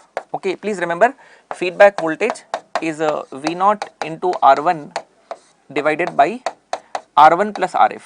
So from here Vf by V0 will be called beta, R1 upon R1 plus RF. If you put the value it will be 1 by 11. Okay, 1 by 11, that will be approximately 0.09. So this question answer will be option B. Then we have some more questions, around 6 questions, which Rajkumar sir will take up. So please. Yeah, thank you sir, Iftikhar sir. Give me the problem. Yeah, I'll start from 121 question number. This is regarding a rectifier question related to a rectifier. He has given some turns ratio and the primary voltage 220 volts is the primary voltage. So, we can have a transformer like this. The turns ratio here is 12:1. He has given 220 volts RMS. If you want to write it as a primary 220 root 2 sin omega t, you can convert it into the peak value. Now, other side we have Vm sin omega t. So, we have to find the Vm value first of all. So, that in this question is asking if the PAV of the diode is nearly how much. Generally the diode PAV, maximum PAV is nothing but this Vm. So, our target is to find out Vm, that V becomes your PAV. For half wave rectifier the PAV is equal to Vm. To get this answer, 220 root 2 divided by Vm is equal to n is to 1, okay, that is n by 1 you can take. So, this answer will be 220 root 2 divided by Vm is equal to 12 by 1. So, Vm we can find out, we will get the answer for this. I am expecting Vm will be approximately PAV, which is Vm, which is coming nearly around 26 volts, nearly 26 is coming. So, option D will be the correct answer for this question. Okay. The next question is saying about FET amplifiers. FET amplifiers are introduced in the initial stages of receivers to make. Generally, the difference between a BJT and FET is, BJT is a bipolar device where the noise level will be more for that because of bipolar nature. If you take FET at the initial stage of receiver, it will try to reduce the noise level. So, according to these options, the option A is looking good for this. Remaining options are not matching with the statement. So, option A will be the correct answer. Okay. We will have less noise. And the next is a JFET question related to some transconductance question is asking. IDS, IDSS he has given. So, we have different formulas about GM. So, for this question the appropriate answer for this formula is root over ID into IDSS. So, this is the formula which I am using for this concept, because when VGS is given the formula will be different, when ID is given the formula will be different. This formula will be suitable to solve this question. So, I am getting this GM by this formula, GM value is coming around 2.2 milliampere per volt. So, option C is matching for this question. Okay. Next is 124th question. Which of the following is not a correct advantage of negative feedback in amplifiers? Negative feedback amplifiers will always use less harmonic distortion, it is a correct statement. Reduce noise, it will reduce the noise, that is also correct. High stability gain, perfectly it will give high stability gain, but decreased bandwidth is a wrong answer, because when the gain reduces by negative feedback, bandwidth will increase. So, the wrong statement is D. So, for this question, option D will be the correct answer for this, option D. So, next question is the network that couples the output signal voltage of the stage to the input of the next stage of a multi-stage amplifier is called. Whenever you are coupling one stage to the next stage, we call it as coupling network. So, directly the answer is coupling network, D is the correct answer. Okay. So, I think this is the last question, 150 is the last question. The PN junction diodes and thermistors are used to compensate for the variations in current. The such stabilization is called. This in BJT biasing there are two biasing techniques. One is called stabilization, which we have seen just like fixed bias, voltage divided bias, collector to base bias, this type of circuits. But there the stability factor practically we can get up to 10. If it is an ideal we can reach up to 1, but 1 to 0 there is some gap which we do with compensation, that will diodes we use, and we use thermistors and resistors. So, the better answer for this is thermal runaway wrong answer, thermal stabilization wrong answer, fixed bias compensation is correct answer. Only for compensation we are using this concept. Sir Iftikhar sir. Yeah. I am expecting the questions are very fine. Yes, sir. Every question I think who has studied the notes properly, Yes, sir. they will do all the questions. Yeah, I'm questions expecting. are on the easy side and Very they will not wonderful. take much time also, and we hope you all have done correctly all these questions, and I convey my best wishes for your future preparation of mains paper. Yeah. All the best dear students. Thank you so much. Thank you, Yeah. and wait for the next subject. Thank you. Thank you so much.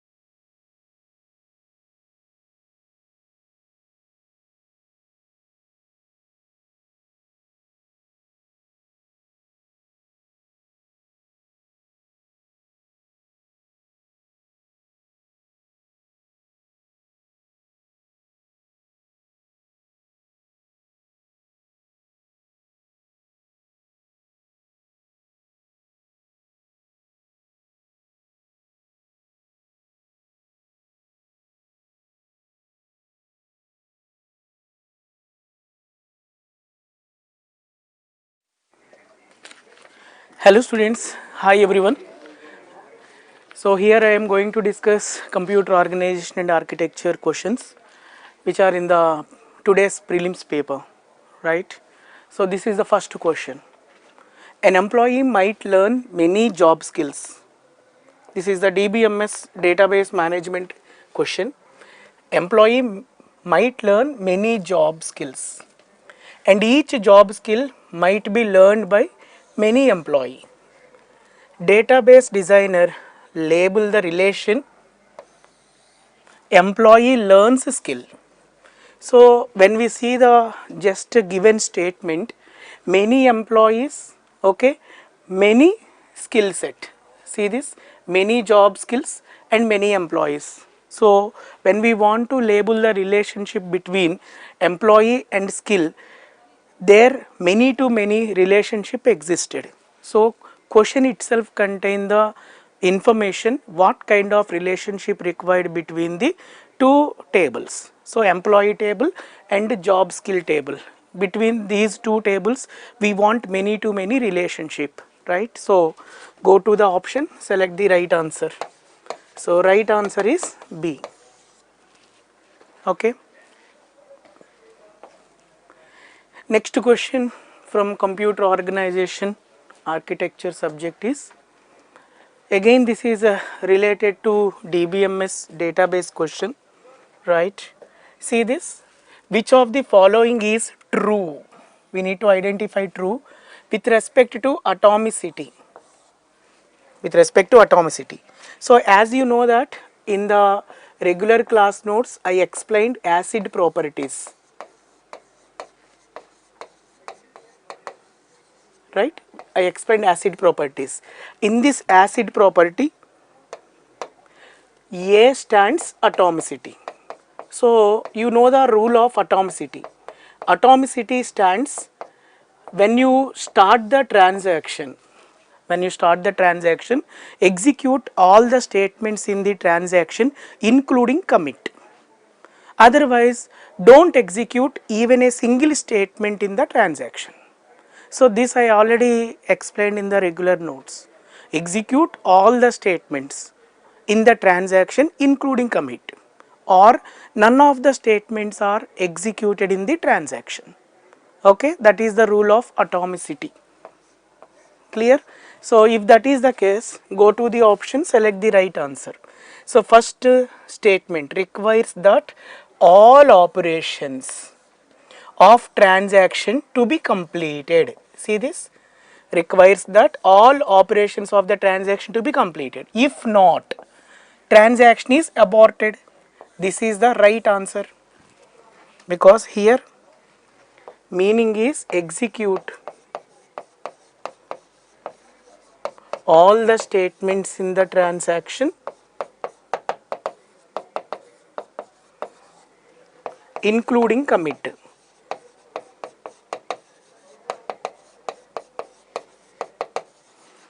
This is given, or none of the statements are executed in the transaction.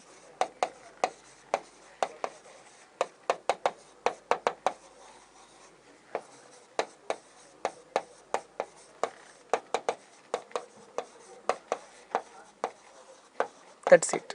So you know the rule of atomicity.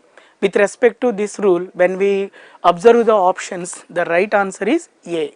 So here answer is A. Okay students, this is a direct question from your class notes. Next, this is the next question. In paging, the percentage of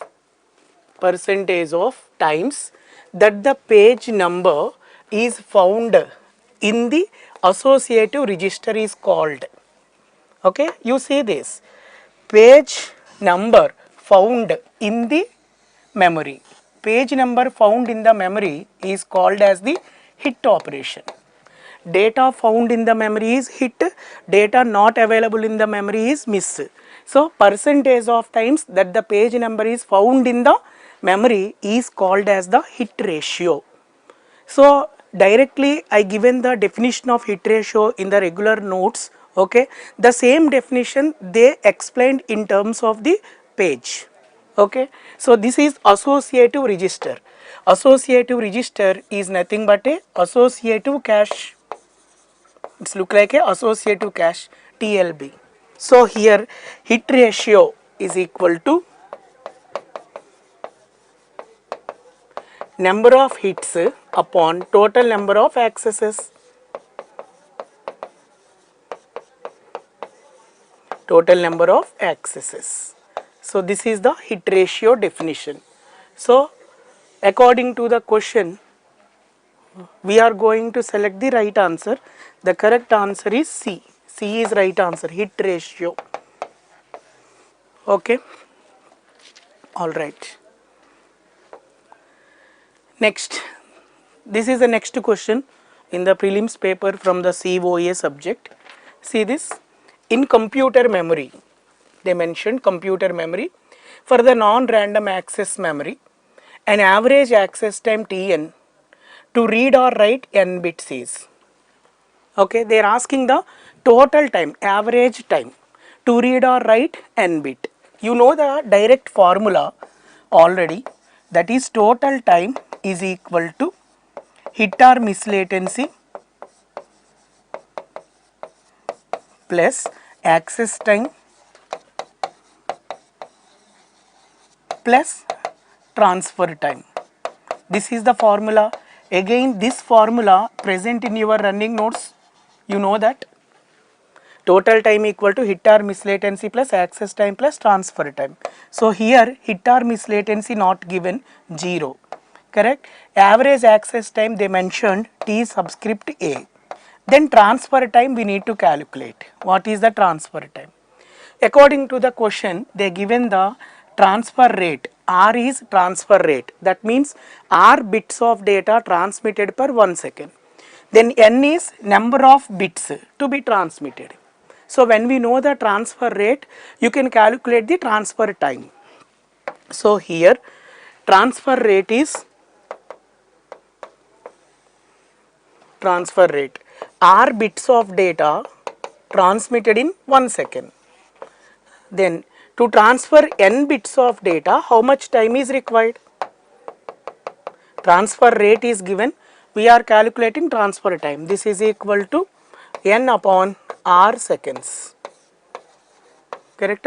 So now substitute that transfer time here, that is 0 plus access time plus transfer time, n upon r, correct? So Ta plus n upon r. So when you see the options, which is matching? Go to options, select the right answer. That is, right answer is A. A is correct answer. Okay students. Again, when you refer running notes, in the running notes, this formula directly visible to you. Okay.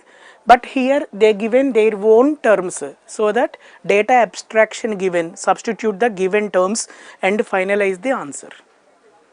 Clear? Alright. Next question. Which of the following applications are characterized by the presence of, see this, presence of many single threaded processes? Okay. So many processes, okay, which of the application is used to execute multi-processors, many processes, okay. So it is a directly definition, meaning is in the statement only. When we see this statement, it is just simply multi-process applications, okay. So this many processes, okay, in that process you may have single thread or you may have multi-thread. So here many is applicable to processes, so that multi-process application is the application where it is characterized by the presence of many processes. Okay students. So in this question is answer is D. This question answer is D. So for this question only knowing the statement is sufficient. So general English terminology question. So with common sense you may select the answer.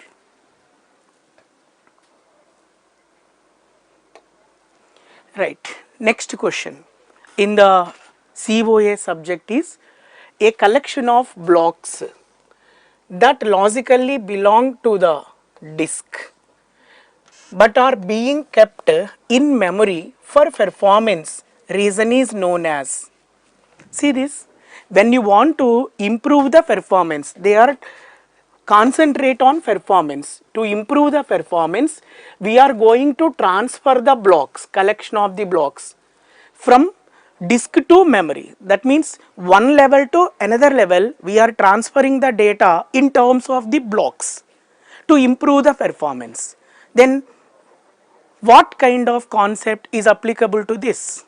Okay, so when I explain the memory hierarchy concept in your regular class, okay, I given the memory hierarchy principles and memory access order. So there when you see the order sequence, okay, cache memory to CPU data transferred word by word, and main memory to cache memory data transferred block by block, secondary memory to main memory data transferred page by page. So we are using this block concept in the cache memory design to improve the performance. So when you see the options directly we may select A, block cache, correct. So answer is A. So this is not the streaming cache, okay, at the time of accessing only we are taking the information. So here answer is A, because in the memory system CPU present, cache memory present, main memory present. So memory to CPU data transferred via cache. So block wise design and word wise transfer. This is the locality of reference. So to improve the performance, okay, we use the cache memory concept. That cache memory concept is block cache, not the stream cache, not the segment, not the page. Okay, students? All right. Right. Next question from the computer organization subject is a virus that could overwrite the master boot record or boot sector with the devastating results is known as. Okay, so this is also naming convention, meaning is in the name only. The virus which affects the master boot record or boot sector, you know. So boot sector virus, this is a naming convention. Directly answer is in the name itself. Very simple common sense question. Whichever the virus that affects the file in boot sector, okay, which damages the result, is called as the boot sector virus, right? Next, this is the next question from the computer organization and architecture, right? See this. When transactions are executing concurrently in a interleaved fashion, then the order of execution of operations from the various transaction is known as. Okay, this is the question. So in the DBMS concepts, okay, when you see your regular running notes, there I explained the concurrency controlling, right? So concurrent execution, when two or more transactions are executed in a concurrent order, okay, concurrently two or more transactions are executed, okay, compulsory scheduling required. Scheduling required to make the database consistent. Otherwise database become inconsistent and results are not accurate. So scheduling is the concept, okay, to handle this kind of concurrent transactions execution. So there we have a serializable scheduling concept. So there are different scheduling concepts are there, but when you see this definition, when transactions are executed concurrently in the interleaved fashion, then order of execution specified by scheduling, schedule. So answer is A. Okay, so there scheduling possible with the serialization. So there are the different mechanisms present. So simply definition is schedule. Okay, students. So these are the questions related to, these are the questions related to computer organization and architecture subject, and some of the questions which are relevant to the COA and microprocessor subject, okay, also present in the paper. So those questions are going to be covered by my colleague Vijay sir. Thank you students, thank you all.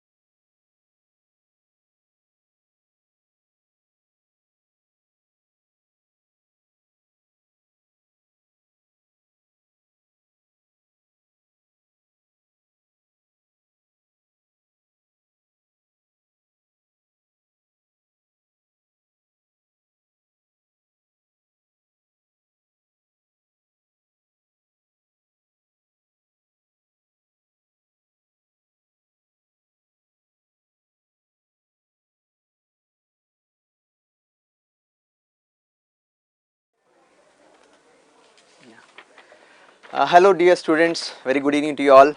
Hope that you have written the exam well. So the paper was very easy. Okay, right. Let us discuss the questions which are from microprocessor. Right. Look at question number 2. In 680X0 family. So this is the microprocessor family with respect to Motorola. Okay, Motorola. So it's a 32-bit 6 type of processor. Right, like in this processor, he is asking what is the meaning of this particular instruction. See, by looking at this, you can understand add is for addition, right? Fine. So you are adding two things. It can be register or memory, anything. But how to understand? D1, D2 are the registers, and here the meaning of instruction is you need to add D1 and D2 registers and store the result in D1. It means the content of sorry. The content of D1 is added to the content of D2 register, and the result is again stored in the D1 register. Okay. So like this we can understand what is the value. So this is the meaning. So here the L is indicating simply data type, which is of long type. Okay, 64-bit signed integer type. So answer is simply add register to register. That's all. This is the answer. That option A is the correct answer. Look at the next question. A fundamental characteristics of a memory is the order of sequence in which information can be accessed. Okay. If storage locations can be accessed in any order, means random, the access time is independent of the location being accessed, the memory is termed as. It is a very definition of RAM. So the RAM, there are two types of basic RAM memories. What is that? RAM, random access memory, and other one is called as read only memory, right? So in this random access memory, as the abbreviation indicates, the time taken to access any of the memory locations. Memory is a group of registers, so you can access any of the memory locations randomly. Means the time taken, if this is a memory, these are different registers from R0 to some R like n minus 1. So the time taken to access any of the memory location is same. So that is a very definition of random access memory. So the option is B here. Is it clear? That is called as RAM. Second question, 23rd question is B. Right. Simple, direct definition only as given. Next one, which of the following is the small fast memory that acts as a buffer for a slower larger memory? So larger memory means like main memory, which is outside the processor. Is it clear? So if you access number of times, time will increase. The main orientation of the processor execution is the performance, right? The CPU is performance. Therefore time must be reduced in accessing the data from memory. Therefore we use cache memory for that. So cache memory contains frequently used data and instructions. So therefore if you look at the CPU, so in the CPU, right, cache is the part of CPU only. So cache memory is within the CPU or it can be outside also. So here is the main memory. So what we do is to reduce the waste of time with respect to the main memory, we use a small memory within the CPU only. So what happens, instead of going there, whatever the frequently used data is there, we can store in the cache memory, and that is used. So CPU is one IC, memory is another IC outside, right? So therefore it reduces the waste of time, so speed can be improved. So that is what we call it as cache memory. So SRAM, DRAM, static RAM, dynamic RAM, these are types of RAM, but that is not the one, and this one is flash memory. Flash memory is like pen drive, you are connecting externally, that is different. Okay, it is a serial device. So cache memory is the correct answer, that is option C. Next one,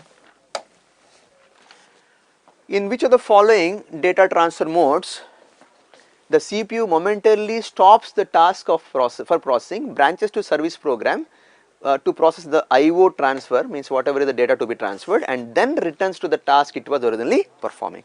So this is a very basic definition of an interrupt. What are the sequence of steps taken by the processor when it responds to certain interrupt? Very simple. So when the processor is executing some main program, some kind of main program, so it is running some program, some instruction X is there, some instruction Y is there in the main program. So when it gets an interrupt from the IO or anywhere, it is getting some interrupt. So therefore what happens is the very first step, see interrupt has some application program, that is what we call it as interrupt service routine. So that is present away from the main program, some other location. Therefore when the interrupt is received by the CPU, whatever the current instruction it is executing, after it completes that, and the next instruction address, whatever is the address is there, this address is automatically pushed on to stack, okay. So the processor currently stops this particular execution, then the control is transferred to the subroutine address, and it continues the program. After completing that, normally in the subroutine or interrupt service routine, there is an instruction called as return. It will come back to the main program and continues the main program. So the same thing he has just given as a definition. So he is telling here how he should understand service program means interrupt service routine. So when some interrupt is given, the program will be currently stopped, means whatever is the next instruction, it is stored into the stack memory, then it goes to the application, runs the program, comes back to the main program. So that is called as interrupt initiated IO data transfer. Okay. So this is how we can understand the concept. So this is a very basic concept for the interrupt, right. Next question. So option is B. Next one. PAL is the programmable logic device with a fixed OR array. Fine. See here there are some devices called as PLDs, programmable logic devices, right. So among these programmable logic devices, there are different combinations, like we have got PROM, programmable read only memory, we have got PAL, programmable array logic, and PLA, programmable logic array, right. These are different types of programmable logic devices. In all these devices there will be certain type of gates, like for example you have got OR gate and AND gate. So these are different logic gates, right. So depending on the required logic of the application, we can program few gates. Programmable logic gates, this OR gates are programmable and AND gates are fixed. In PAL, this OR gates are fixed and these are programmable. These are programmable. In PLA, both are programmable. Both are programmable. This is also programmable. So in PLA, all are programmable, both the gates are programmable. In PAL, now he is talking about which one? PAL.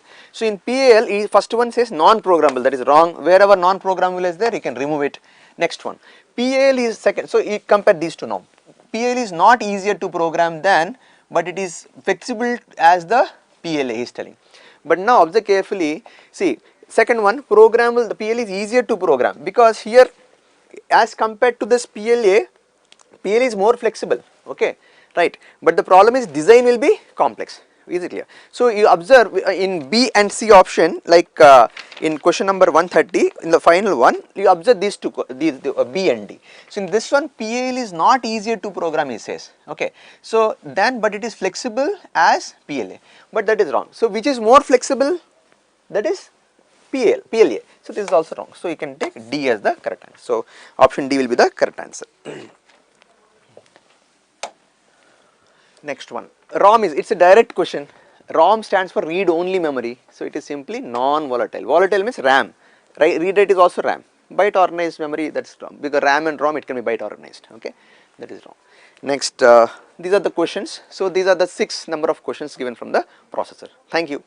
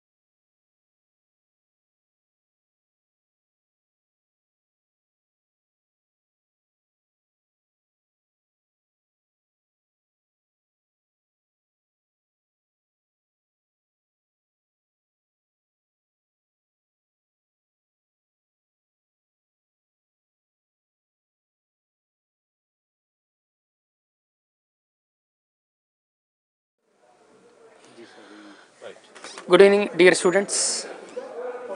This year from the networks, 8 questions have been asked. Okay, let us see the solutions of each question.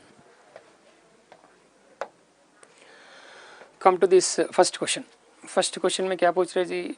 two resistors are there, one is the 30 ohms, another one is the unknown resistance, as per given information how they are connected in the parallel. Now in the data itself the total power dissipation is given and applied voltage also given. Now what is our requirement is that we have to find out the unknown resistance,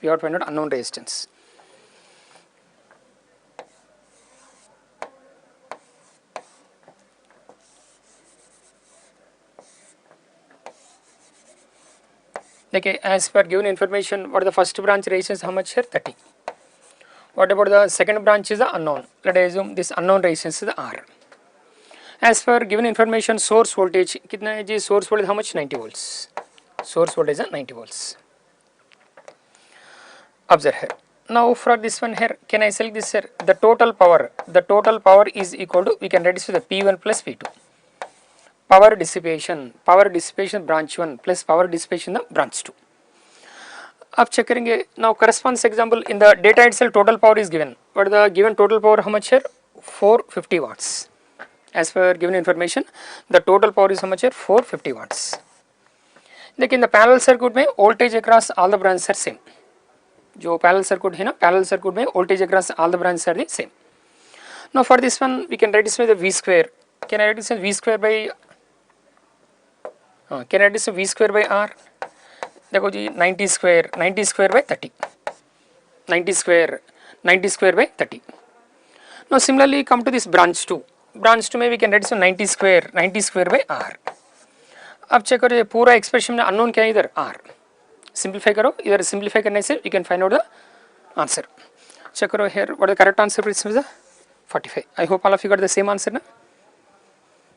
Okay, very good. Come to the next one. देखो जी next one क्या है, he gave the reduced resistance matrix is given. Now what is our requirement is that we have to find out the number of possible trees. For that one we can use the different formulas. होना बोलते जो reduced instance matrix है ना, from this one we can develop the complete instance matrix. That means augmented instance matrix we can find out. What are the properties of this augmented instance matrix? Is the sum of the each column equal 0.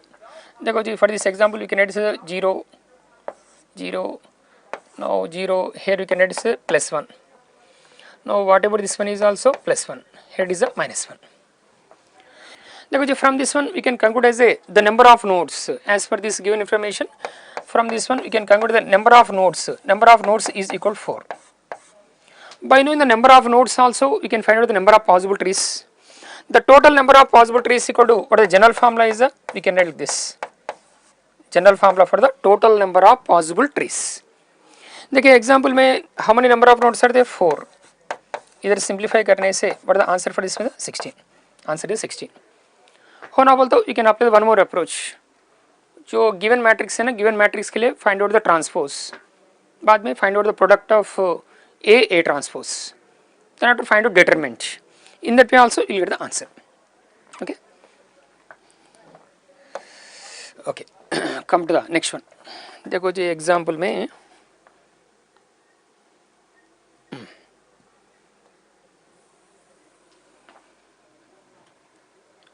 अब check करेंगे. देखो जी in the class also concluded, especially for two-port network, if you go for the elimination process, we can save the time in the exam. अब check करेंगे. देखो जी correspond this example, which parameters are given here, Z parameters are given, is asking the respect to ABCD parameters. If you write the standard equation for this Z parameters, we can write this with a V1 equal to Z11 I1 and Z12 I2. Give the name as some equation 1. Now come to the second equation. The V2 equal to, we can write the Z21 I1 plus Z22 I2. Now we got the two standard equations for the Z parameters. Then after focus on the ABCD parameters. Now for ABCD parameters, what is standard equation? V1 equal to, we can write AV2 minus B I2. Now what about this other one is I1 equal to CV2 minus D I2. Give the name as some equation 3 and equation 4. देखिए for this example क्या चाहिए आपको ABCD parameters. देखो जी ABCD parameters में if you come to the equation 4 देखे तो equation 4 में क्या है I1 V2 and I2. इधर देखो जी इक्वेशन 2 देखो तो इधर भी I1 है, V2 है, I2 भी है। कौन सा इक्वेशन सेपरेट करना है, इधर कौन सा टर्म सेपरेट करना है, I1। देखो जी फ्रॉम इक्वेशन 2, देखिए एग्जाम्पल में इक्वेशन 2 से आप I1 सेपरेट कर सकते हैं ना। चेक करो जी, आप इधर I1 सेपरेट किया तो फ्रॉम दिस एग्जाम्पल ऐसे लिख सकते हैं ना, we can write V2 by Z21 minus कैसे लिखते हैं Z22 बाई Z21 I2। जो रिजल्ट है ना, result of this one give the name as equation 5। अब क्या करेंगे, जस्ट कंपेयर द कोएफिशिएंट्स। देखो जी जो अपना इक्वेशन 4 है ना, इक्वेशन 4 एंड इक्वेशन 5, देखिए एग्जांपल में equation 4 and equation 5 coefficients compare करेंगे। एग्जांपल में अपना जो इक्वेशन 4 एंड 5 ना कोएफिशिएंट्स कंपेयर करेंगे। देखिए एग्जांपल में V2 कोएफिशिएंट कितना है, इधर C, इधर V2 कोएफिशिएंट कितना है, Z21, we can write C equal to 1 by Z21। अब चेक करो, come to the given question. Given question में Z21 कितना है जी, how much 25, that means sir 1 by 25। 1 by 25 बोलते अप्रॉक्सीमेटली कितना होता है जी, 0.04। अब चेक करो जी, any options are eliminated, yes. देखो जी C option is incorrect and D option also incorrect. क्यों बोलते सी ऑप्शन कितना दिया, 0.14 और कितना आना है आपको 0.04। अब चेक करेंगे,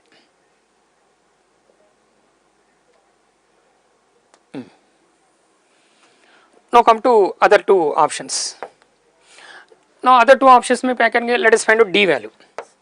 देखो तो d value find out करने के लिए आप कोएफिशिएंट्स कंपेयर करो। In this example what the d equal to what you write इसमें Z22 by Z21। देखिए I2 कोएफिशिएंट इज d, इधर I2 coefficient Z22 by Z21। अब चेक करो जी, as per given information Z22 कितना है, इधर 35, देखिए इधर 35/25 सिंप्लीफाई करने से व्हाट यू गेट, अप्रॉक्सीमेटली सम 7/5 बोल तो यू कैन राइट अप्रॉक्सीमेटली 1.4। देखो जी डी आंसर भी आ गया, मगर बी ऑप्शन में कितना दिया, इधर 0.4, that means it is also eliminated. That means without finding remaining two parameters by using elimination process directly you can see the answer. What correct answer is a, what the correct answer for this is a. देखो जी होना बोल तो if you want verify remaining other two parameters, जो equation 5 है ये ना, substitute this equation 5 in this equation 1। substitute करने के बाद अब equation 3 जो result equation compare करो, in that way you can verify the answer। come to next one, what is the next one is the RC series circuit। what is given network is the RC series circuit।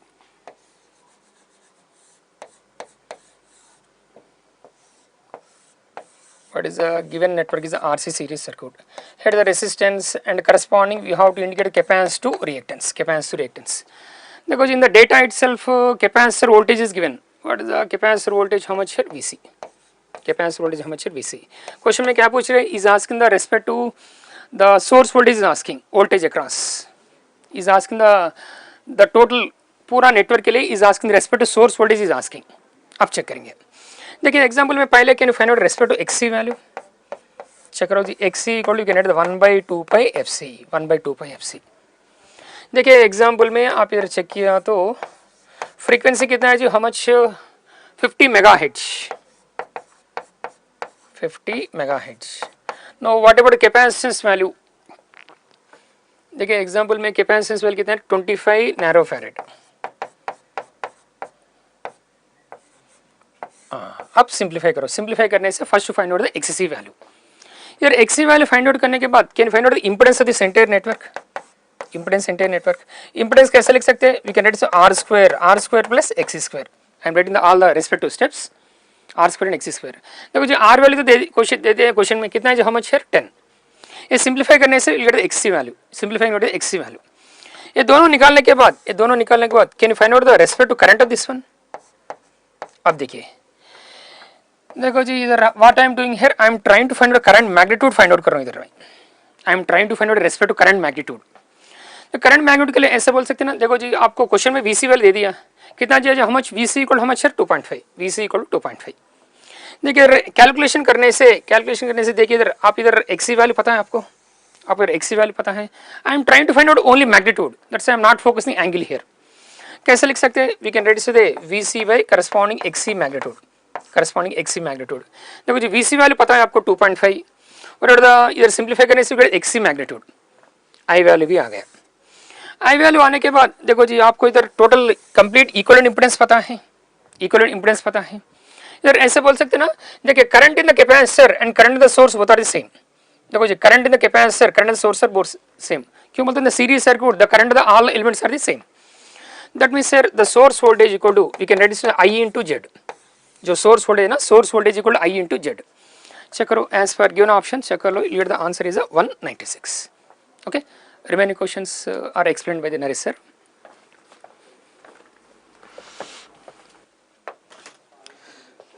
Thank you, Kiran sir. Good evening, dear students. Now the next question is then impedance Z1 is given and Z2 also given, applied voltage and then the current to the each impedance. But the calculation point of view, this is a big one, but is given a and this directly V by Z1 here Z2. So directly I1 is equal to, you can write V by Z1, V17 angle 0 by Z1 is 2 minus J5, 2 minus J5. I2 is equal to 17 angle 0 by the Z2 is 1 plus J1. So very easy से कैसे eliminate करना इधर is 1 plus J1 is 17 upon root 2 angle is 1, tan inverse of 1 by 1 is 45, so minus 45. So minus 45 किधर है, इधर is minus 45 इधर इधर है, ये दो options काट कर सकते हैं। So दो options में रहते हैं। So next is 2.16, 48.2 और 3.16। ये magnitude देख लो बस, ये magnitude के लिए ये magnitude है, ये magnitude है। So 45 डिग्रीज में ये तो आ गया, 12.02 सेम है। So ये मैग्नीट्यूड में क्या हो सकता है, ये मैग्नीट्यूड फाइंड आउट करो, 17 upon 2 square, 2 square is 4 plus 25, so 17 by root 29 करो, then approximately get a 3.16, so C is the answer, ऐसा करना है। So calculator is not provided, no, that's why you have to use this method to eliminate these two options, and then two options में 17 by root 29, that will be approximately 3.16, okay। So next question. So I think this is belongs to the network topology. Which of the following statements are correct? Cut off matrix, cut set matrix or cut off matrix बोल रहे, provides compact and effective means of writing algebraic equations giving the branch voltage in terms of the tree branches. Cut set matrix gives the always the branch voltages in terms of VB in terms of a matrix है ना, in terms of twigs or not. So cut set matrix I said that tie set matrix will give the branch currents in terms of link currents देते हैं, and here is a cut set है ना, ये tie set, cut set तो branch voltage in terms of twig voltage में देते हैं, ये तो correct option है। In cut set matrix ये cut off नहीं है, cut set बोलना है। In cut set matrix, the number of independent node pair terminals is equal to the number of tree branches. So number of tree branches तो number of twigs तो independent pairs are not. So independent pairs are always equal to the tree branches are not. So second also correct. Tie set matrix is used to find the branch currents. ऐसे ना tie set matrix में branch currents in terms of link currents में आते हैं, branch currents in terms of link currents बोले तो branch currents को find out कर सकते हैं। So 1, 2, 3 are the three are the correct answers. So 1, 2, 3 D is the option for this question. Next is again this also belongs to the graph theory. The end points of line segment on the junction between two or more branches are the end points of an isolated branch also called isolated branch. ऐसा है ना, this is a node or not, otherwise ये भी बोल रहे हैं, so ये भी node or not, so node बोल सकते हैं, correct है nodes, yes. Second one is if a subgraph consists of an ordered sequence of branches traversing from one node to the another node, this particular subgraph is known as the path. Path बोलते क्या है, इधर से traverse करना है, इधर ही तक, इधर से करना है, ये तो path है or not, yes or no, a branch or path बोल सकते हैं, ये भी correct है। Third one is the closed contour. So close करने के time पर ये loop बन सकते हैं ना, ये loop होना चाहिए, yes, the closed contour selected in a graph is known as the loop हो सकता है, इधर भी 1, 2, 3 is the correct answer. Next, which of the following statements are correct? Again, it belongs to the graph theory. A connected subgraph means tree होना चाहिए. Graph having all the nodes of a graph without any loop is a tree or not? Loop form होना नहीं होना चाहिए. पूरा subgraph contains all the nodes है. ये correct है. Second, the branches of the tree branches are not the twigs. Correct है. The branches that are removed from the tree are termed as the links. Tree का twigs होने के बाद remaining are links or not? ये भी correct है. 1, 2, 3 are the correct answers. Okay.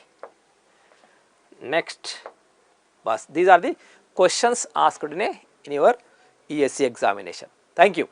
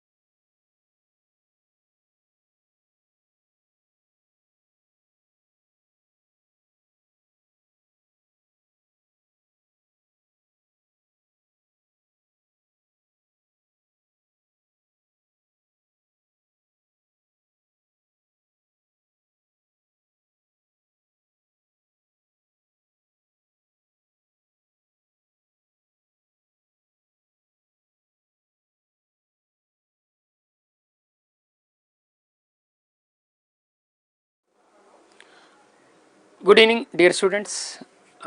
This year from the basic electrical engineering.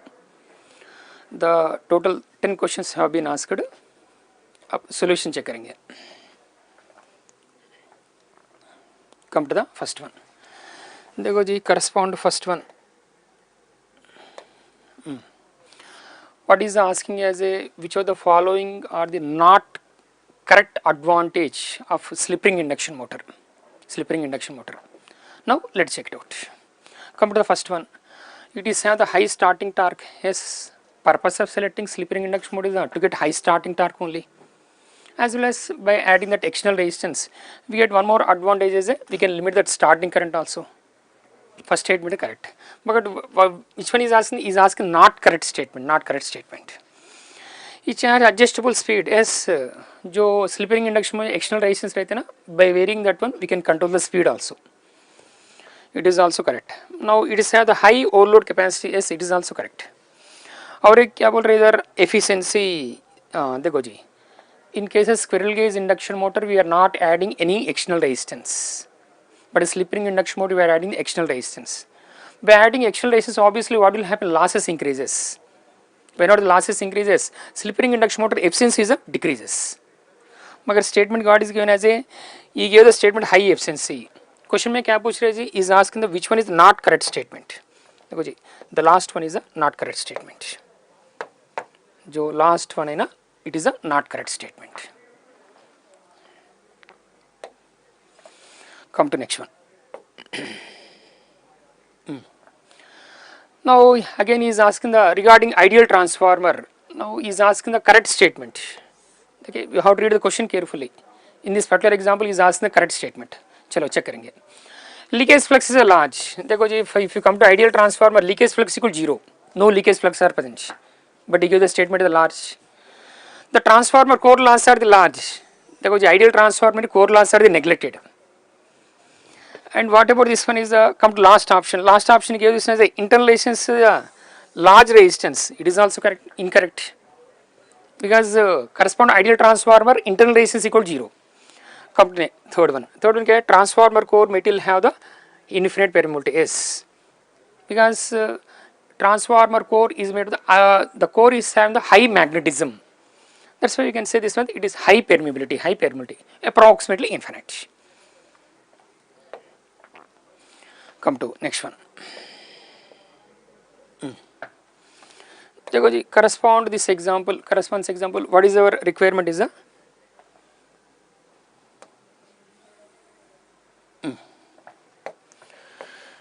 देखिए question में क्या चाहिए आपको. He is asking the respect to area of cross section. देखो जी क्वेश्चन में I think primary side voltage and secondary side voltage are given, frequency is given, and as well as he gave one more statement, EMF per turn. देखो जी if you come to EMF per turn, it may be the primary side or secondary side, EMF per turn is the same. EMF per turn is the same. Now for that one, can I write this here? We can write this with this corresponding E1 by N1 is equal to, we can write this 4.44. Now in the question which one given, flux or flux density? Flux density. देखो जी flux density, area of cross section and corresponding frequency. What is E by N? Nothing but what is indicates the voltage per turn, the EMF per turn. Because in the data itself given, what is the EMF per turn equal to how much here? 10 volts. Now it is a 4.44. There was a flux density also given in the question. What flux density equal to, what do you write the 1.5. Area of cross section you have to find out. In the data itself frequency is given, but a given frequency is how much here? 50. Check करो जी, आप ये simplify करने से can you find out the area of cross section. Check करो, you get this answer for this is C. Okay. Now in this example, what is asking the slip? Is asking the regarding the slip. Let's check it out. For this example here, first can you find respect to synchronous speed. देखो जी ns equal to क्या लिख सकते हैं आप इधर 120 f by p. The synchronous speed equal to, you can add 120 f by p. As per given information, check करो जी इधर frequency कितना है इधर. In the given question frequency कितना है इधर 50 hertz. 50 hertz. Number of poles. What about number of poles equal 4? Number of poles equal 4. अब simplify करो. सिंप्लीफाई करने से चेक करो. We get this में approximately some 1500 RPM. We get approximately some 1500 RPM. But the question what is asking is asking the percentage slip. देखो जी percentage slip निकालने के लिए ऐसा लिख सकते हैं ना. We can write this में ns minus n by ns into 100. देखिए synchronous speed पता है आपको. Synchronous speed is the 1500. n is the rotor speed. In the data itself given, as per given information, what is the rotor speed?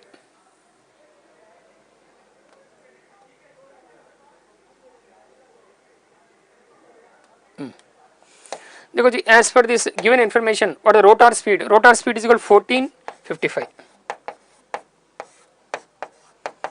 1500 multiply with the ये simplify करने से can find out the respect to slip here. Check करो जी ये simplify करने से ये is approximate some 3%, approximately 3%.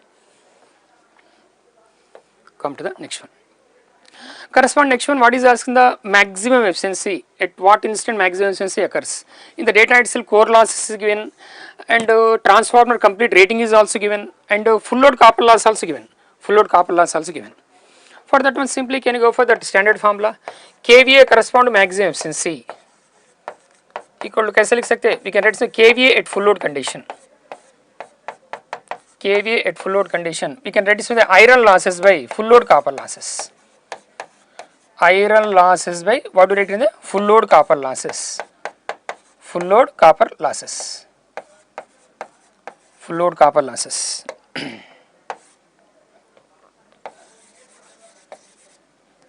Full load copper losses. Now we are writing only full load P full load copper losses. If you substitute the respective values, देखो जी in the data itself given what is the value, this one is the 10. देखो जी as per given information what is the iron loss equal how much here 100. What about the copper loss equal 200. Simplify करो, simplify करने से we get this approximately, not exactly, approximately get this 7 kVA. Okay, remaining questions are explained by Rajan sir.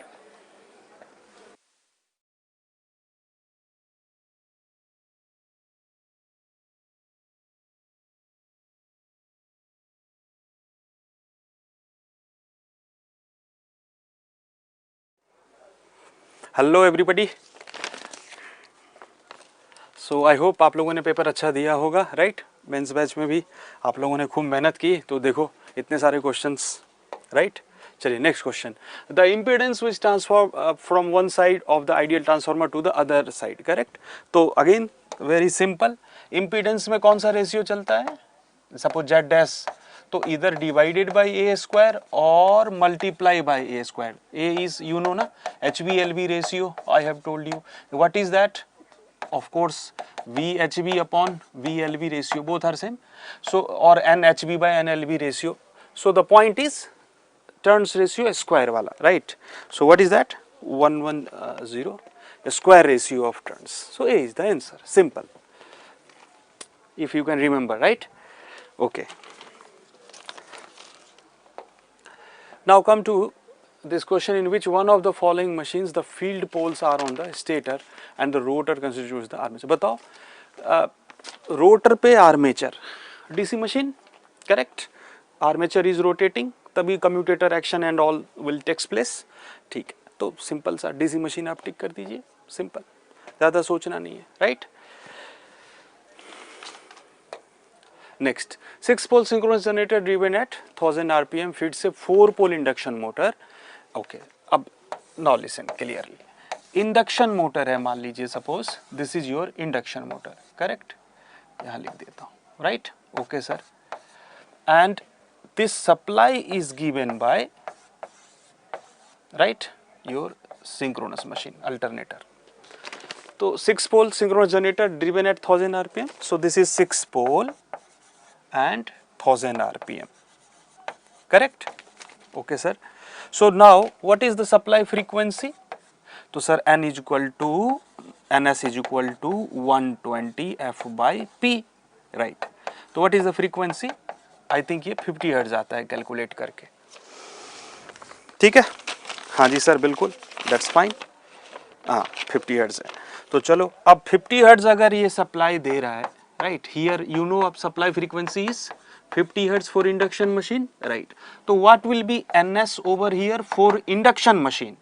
इसको NS कितना हो जाएगा? 120 F by P. Induction machine के पोल कितने हैं? 4 पोल, तो ये हो जाएगा 1500 RPM, correct? Yes sir. Now you know NS, yes sir, and slip is given 4%. So what is N? तो N is equal to 1 minus 0.04 into 1500. तो how much it is? 600, correct? So point is induction motor will run at 600 RPM. Sorry, कितना आ रहा है? 1440. I'm sorry. This is 1440, right? So 1440 is B option, correct? So the point is, in this way you have to understand this question ki what is, why synchronous machine data is given just for frequency calculation, that's it, right? चलिए 113 देखते हैं. An 8 pole lap wound DC generator has 1000 armature. अच्छा, इसमें सब data दिया है. E is equal to P phi N by 60 Z by A, right? So can we apply that formula? E is equal to P phi N by 60 into Z by A. So from here they are asking N. So N will be Eg into 60 into A upon P phi into Z. And it is lap connected. तो A is equal to P, ये तो cancel ही हो जाएगा, बाकी data रख दीजिए. Voltage is given, phi, Z, everything given. So answer is 600 RPM. Just put all those data over here, right? Now come to the highest. So consider the following statement. Which of the following statements are regarding transformer? It is a device that transfer electric power from one circuit to another. ठीक बात है, correct? V1 I1 is equal to V2 I2, correct sir. And in transformer, two electric circuits are linked by mutual induction, that is also right. Transformer works on the principle of mutual induction. In one circuit we are supplying, that power is basically transferred from one circuit to another by the magnetic field. Working वगैरह भी समझाया था, even mains class में भी सब समझा दिया था. तो ठीक है, क्या हो जाएगा बताओ? Both 1 and 2 are correct. ठीक है, दोनों बातें सही हैं, एक सर्किट से दूसरे सर्किट में पावर ट्रांसफर करता है और मैग्नेटिकली लिंक्ड है, वही मैग्नेटिक एनर्जी ही उस पावर को यहाँ से वहाँ ट्रांसफर करती है। ठीक है, तो that's it from my side. ये बेसिक इलेक्ट्रिकल के फिर भी काफ़ी क्वेश्चन थे, 10 क्वेश्चन ऑलमोस्ट। सो ठीक है, all the very very best, thank you so much.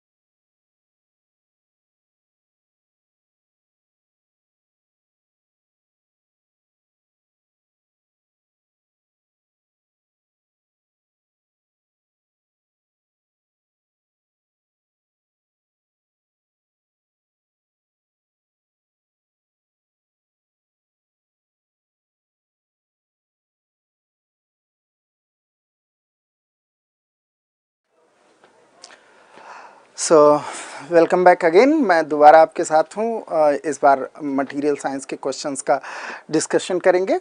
बड़े अच्छे से सिंपल से क्वेश्चन आए हुए हैं, हालांकि पहला क्वेश्चन थोड़ा डिफिकल्ट है इसलिए कि आपने इसको शायद उतने अच्छे से नहीं पढ़ा होगा। Which one of the following is one of the most popular solutions processing for nano particles mostly oxide production. देखो, सॉल्यूशंस के फॉर्म में जो मेथड हम यूज करते हैं that is sol gel method. So it is one of the most popular methods. Sol gel technique is a solution based processing method for producing nanoparticles, particularly oxides के जैसे SiO2 के, TiO2 के या Al2O3, इनके अगर nano particles हमें prepare करना है तो हम सॉल जेल के फॉर्म में प्रिपेयर करते हैं. So option B is the right choice for this question. Let us move on to the next question. The transition temperature Tc of a superconductor varies with its isotopic mass. ये तो हम लोगों ने class में discuss किया है, याद हो अगर when I discuss factors affecting superconductivity, तो उस समय हम लोग डिस्कस करते हैं कि Tc is inversely proportional to root of isotopic mass. So you can write it as a Tc m to the power minus 1 by 2. So that's given in option A. So right choice for this question is given by option A. ठीक, very simple question. The next one is the Cooper pair is related to. आपको याद होगा BCS theory, Bardeen Cooper Schrieffer theory में हम लोग बात करते हैं सुपर कंडक्टर में कि कूपर पेयर्स का फॉर्मेशन होता है. इसकी डेप्थ में आपसे पूछा भी नहीं है, जस्ट कूपर पेयरिंग की बात की हुई है. आपको याद हो तो मैं एक नोट लिखाता हूं आपकी क्लास में, आप जाकर के देखिएगा कि good metals like copper are not good conductor, are not super conductor because they do not form Cooper pair. This discussion we have already done in the class. Super conductivity से जुड़ा हुआ है Cooper pairing. So option C is the right choice. ठीक है, जो हम लोग class में बातचीत करते रहते हैं कि what ever you have studied mostly question वहीं से बनेंगे. For mercury mass number of 202 the value of alpha is 0.5 TC is this for the isotope of mercury. Again वही आइसोटोप मास का जो कंसेप्ट है उसी से आपके पास फिर से क्वेश्चन आया है. एक्चुअली ये जो TC होता है it varies something like m to the power alpha ऐसे वेरी करता है. बट यूजुअली अल्फा की वैल्यू हमारे पास 0.5 इसमें दिया हुआ है, नहीं भी दिया होता तो भी आप यही लेते.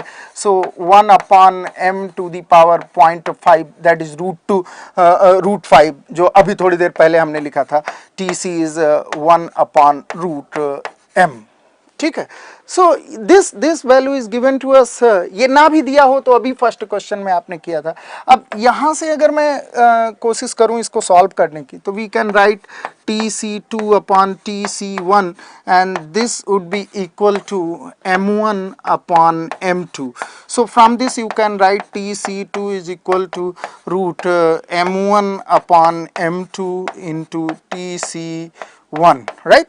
So M1 and M2 are given in the question. You can put the values. M1 is 202, M2 is 200. So it goes like this: 202 upon 200 into TC1. TC1 is given 4.153. So 4.153. On solving it comes out 4.17 Kelvin roughly around. शायद मैंने यही solve किया होगा. Yes, 4.17 Kelvin. So nearest option is given as 4.2 Kelvin. So right answer for this question would be 4.2 Kelvin. That's given in option B. So right choice for this question is given by option B. अब देखें engineering services की ये खूबसूरत बात है या खराब बात है जो भी आप समझे कि किसी एक पर्टिकुलर फार्मूले को पकड़ लेंगे उसी पर या कंसेप्ट को उसी पर बार बार क्वेश्चन पूछते रहेंगे. एक ही पेपर में दो क्वेश्चन सेम रिलेशन पर आपके पास अवेलेबल है. नेक्स्ट आते हैं. Whenever a charge particle has an angular momentum it will contribute to the permanent dipole moment. The following are the contribution to the angular momentum of an atom. इस question को पढ़ते हुए आपको हंसी आनी चाहिए थी because the same language we have used in the class. Actually probably हो सकता है कि जिस बुक से मैंने नोट्स बनाया होगा इस टॉपिक का उसी बुक से ये क्वेश्चन उठा करके बना लिया गया. तो same language we have used and I have told you in the class that all three factors contribute to the permanent magnetic dipole moment of an atom. The heading which I used to put is permanent magnetic dipole moment of an atom. अगर आप अपने class notes में जाके देखेंगे. So all these three factors contribute. Option D is the right answer for this. Very easy question, right? Next चलते हैं. A substance of FCC lattice is having a molecular weight of 60.2 and density of 6250 kg per meter cube. If the value of n is this, the lattice constant will be same on the same formula. In the morning when you were appearing in general studies paper they have asked a question and here also a question has been asked. Surprisingly in electrical engineering also the question has been asked. तो इस बार इस फार्मूले के पीछे पड़े हुए थे. इस फार्मूले पर क्वेश्चन उन्होंने पूछा. हमने आपको क्लास में पढ़ाया है कि n upon Vc is equal to Na rho upon A, right? यहाँ पर n is effective number of atoms per unit cell, Vc is the volume of the unit cell, Na is Avogadro number, rho is density and A is atomic weight. So let us suppose I calculate Vc. मैं यहाँ से Vc calculate करूँ volume of the cell. So it comes out n into A upon Na into rho. So n you put this value, this comes out n is effective number of atoms. FCC, for FCC how much number of atoms? 4, you know very well. And then A, atomic weight is given. Atomic weight is 60.2. So this weight is also given 60.2 upon Na, Avogadro's number 6.02 into 10 to the power 26 and then the value that is 6.02 this right sorry 6.02 this value is given. Na rho is density is given. Density is how much? 6250, right? You solve this. First of all you see this if you put 110 here then it will become 60.2, right? And then this and this cancel out. So you are going to have क्योंकि आपके पास calculator नहीं है, right, and volume of the unit cell is a cube, where a is the lattice parameter, and lattice parameter या lattice constant ही आपसे पूछा गया। 4 upon this one you cut down, so it is this 10 to the power 25, and this goes something like 0.625 and 0.625, and this is 2 to 4, 10 to the power 4, right? Yeah. So you solve this. In fact, I am trying to tell you how you can solve this. 0.625 will be what you take the reciprocal and it will come out something 1/8 का term करके आएगा. After solving, I am directly writing whatever things you are going to get is because मतलब मेरे बताने के पीछे purpose ये है कि इसमें कैलकुलेटर की जरूरत नहीं पड़ेगी आपको. So on solving, if you take the cubic root a is coming out 4 into 10 raised power minus 10 meter, 4 into 10 raised power minus 10 metre, right. इसको 30 की पावर में आप चेंज कर लीजिएगा और उसके अकॉर्डिंग सॉल्व करिएगा, ठीक. So it can be written as 4 angstrom. I am not going into the calculations you can easily do. The relation is same, this relation you have to use, and answer is going to come out as 4 angstrom. That is option B. Again, it was easy question, a little bit calculation was required, but easier calculation. Sorry. Next चलते हैं. Statite is made from. अब कई बार मैं इस पे बात करता हूँ, कई बार नहीं करता हूँ. लकली अब आपके बैच में किया या नहीं किया. कई बार मैं क्लास में मजाक उड़ाता हूँ कि आप लोग जो टेलकम पाउडर लगाते हो वो भी एक फॉर्म ऑफ इंसुलेटर है. But sometimes it is not skipped, so it depends whether in your batch I discussed it और नॉट. बट कई सारी क्लासेस में मैं जोक में इसको लेकर के चलता हूँ कि दैट टेलकम पाउडर, उस पर थोड़ा बहुत ज्ञान भी देता हूँ क्लास में कि लगाना चाहिए नहीं लगाना चाहिए. So basically steatite is nothing but it is mixed with small quantity of clay and feldspar. So option A is the best choice for this question. और ये हम लोग क्यों ऐड करते हैं उसके पीछे का कारण है, actually we use to add this so that इसकी प्रॉपर्टीज़ को चेंज कर सकें ड्यूरिंग फायरिंग प्रोसेस, और ये एक अच्छे इंसुलेटर के तौर पर हम यूज करते हैं. इलेक्ट्रिकल इंडस्ट्री में स्टेटाइट का यूज करते हैं. इसका थर्मल रेजिस्टेंस हाई होता है, डाइलेक्ट्रिक लॉस लो होते हैं. So these are some attributes associated with the steatite. Let us move on to the next question. Next is which of the following are important varieties of electrical mica. ये question थोड़ा मैं difficult मानूंगा, but common sense और थोड़ा knowledge हो तो आप इसे ऑप्शन एलिमिनेशन से कर सकते हैं. जैसे ऑप्शन एलिमिनेशन से कैसे कर सकते हैं. क्वार्ट्ज इज नॉट माइका, आप ये जानते हो, हमने क्लास में इस बार क्वार्ट्ज को खूब पढ़ा है. Quartz is a piezo electric material, that's not mica. So because of quartz this option can be eliminated. Pyrex is actually borosilicate glass, ठीक है. So Pyrex can not be our option. So we have left over only one option, that is muscovite mica and phlogopite mica. these are the two forms of the mica which be used in electrical industry. ये PYQ में इस तरह का question आया हुआ है, but frankly I do not discuss this in the class, but with the certain option elimination you can ignore, you can solve this question. Not very difficult but still not very easy. आपने पढ़ा होगा तो कर पाएंगे, PYQ अच्छे से किया होगा तो कर पाएंगे. PYQ में एक क्वेश्चन है माइका से रिलेटेड जिसमें ये दोनों नाम हैं, बट ऑप्शन एलिमिनेशन से आसानी से हो सकता था. The dielectric strength of a rubber is 40,000 volts per mm at a frequency of 60 Hz. What is the thickness of the insulation on a wire carrying 30 kilovolt to sustain the breakdown? इस तरह के तमाम question PYQ में किए गए हैं. If you know the basic definition of dielectric strength you can solve it. It is the voltage per unit thickness required to cause breakdown in the material, और it is the voltage per unit thickness which a material can sustain without breakdown, right. So voltage per unit thickness this is given to you, that is 40,000 volts per mm, volts per mm. This is the dielectric strength, and at what voltage? That is 33 kilo voltage, 33 into 10 to the power 3 volt, and then you will have thickness, the thickness. Now if you solve this you will get the thickness, question में क्या पूछा, thickness ही पूछा है. So if you solve this, you get the desired thickness. On solving it comes out 33 into 10 to the power 3 volt divided by 40,000, right, volt per mm, volt per mm. On solving this comes out simply like volt cancel out, and then this 3 zeros this cancel out, and 33 by 40, 33 by 40 when you solve you get something 0.825, 0.825, that is option C, 0.82. So it is 0.82, roughly around 0.82 mm. This would be the answer for this question, right? ये इस question के लिए answer हो जाएगा. Option C is the right choice.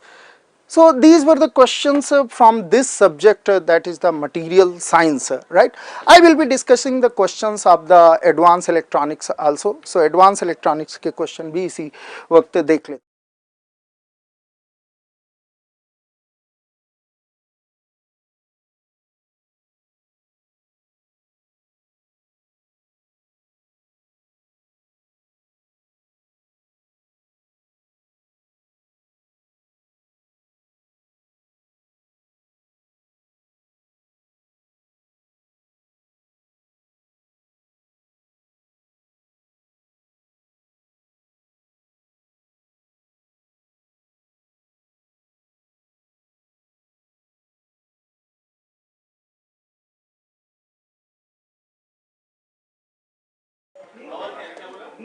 So let us start discussing the questions of advanced electronics. First question, which one of the following a polycrystalline material of high purity is the raw material for the preparation of single crystal?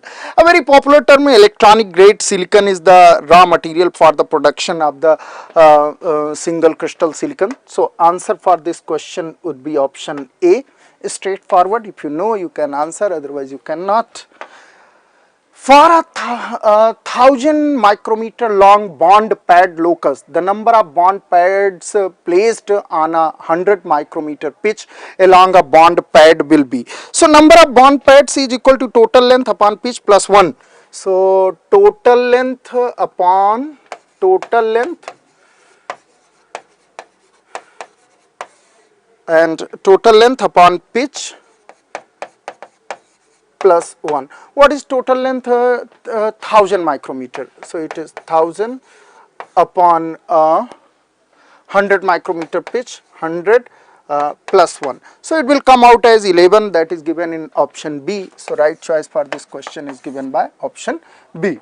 Again, straightforward formula based question. Which one of the following incorporates both label sensitivity and scan path approach using registers?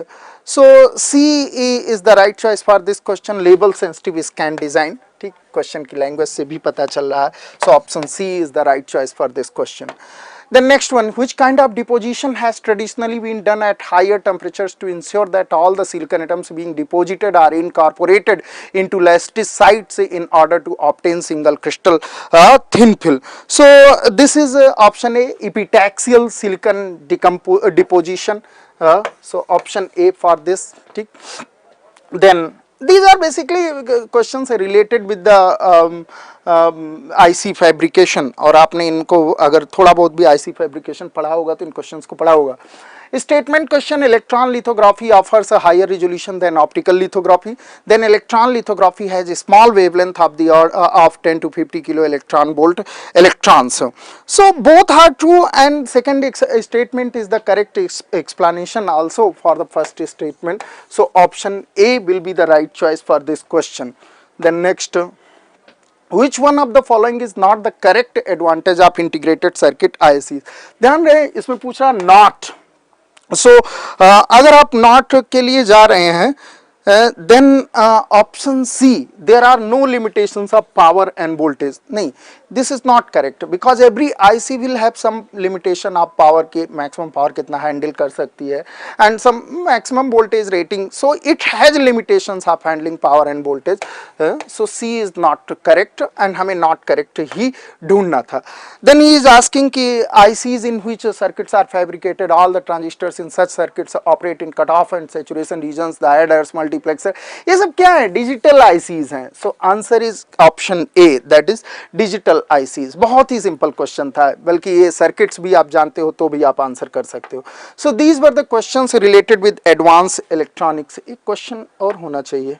I didn't found, there was one more question. Okay, leave it, that has been left.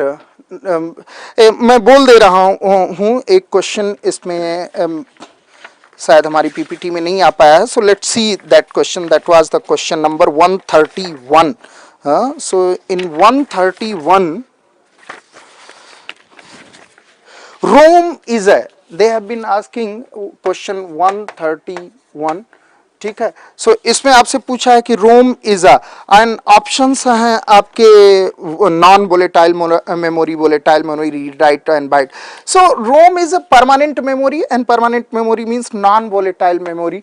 So answer for this question is option A. So these were the questions related with the advance electronics. So आज मेरे तीन के तीनों subject हो गए हैं. मैंने आपके साथ ईडीसी डिस्कस कर लिया. सबसे पहले मैंने जनरल स्टडीज़ डिस्कस कर लिया, फिर ईडीसी डिस्कस कर लिया, और अभी मटेरियल साइंस डिस्कस हो गया, एडवांस इलेक्ट्रॉनिक्स डिस्कस हो गया. सो आज के लिए I am signing off from electronics engineering. आप अपने विचार, आपका पेपर कैसा हुआ, आपका अनुभव क्या रहा, ये सब मुझे शेयर कर सकते हैं. डिफरेंट प्लेटफॉर्म्स पर मैं आपके साथ जुड़ा हुआ हूँ. आप अपने मार्क्स भी शेयर करेंगे तो उससे हमें आइडिया लगेगा कि कितनी कट ऑफ हुई, so that I can guide you for the mains examination also. Thank you very much for watching us.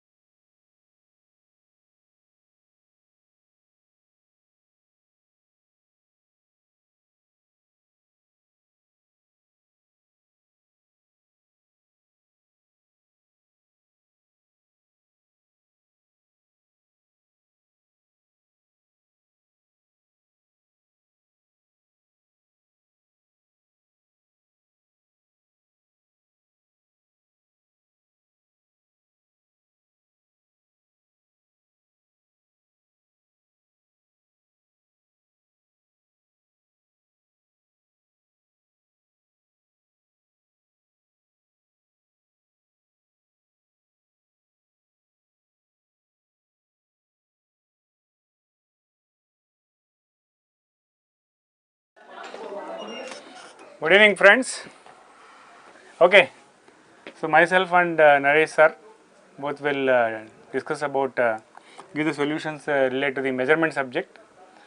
Okay, see the first question. See this, sir.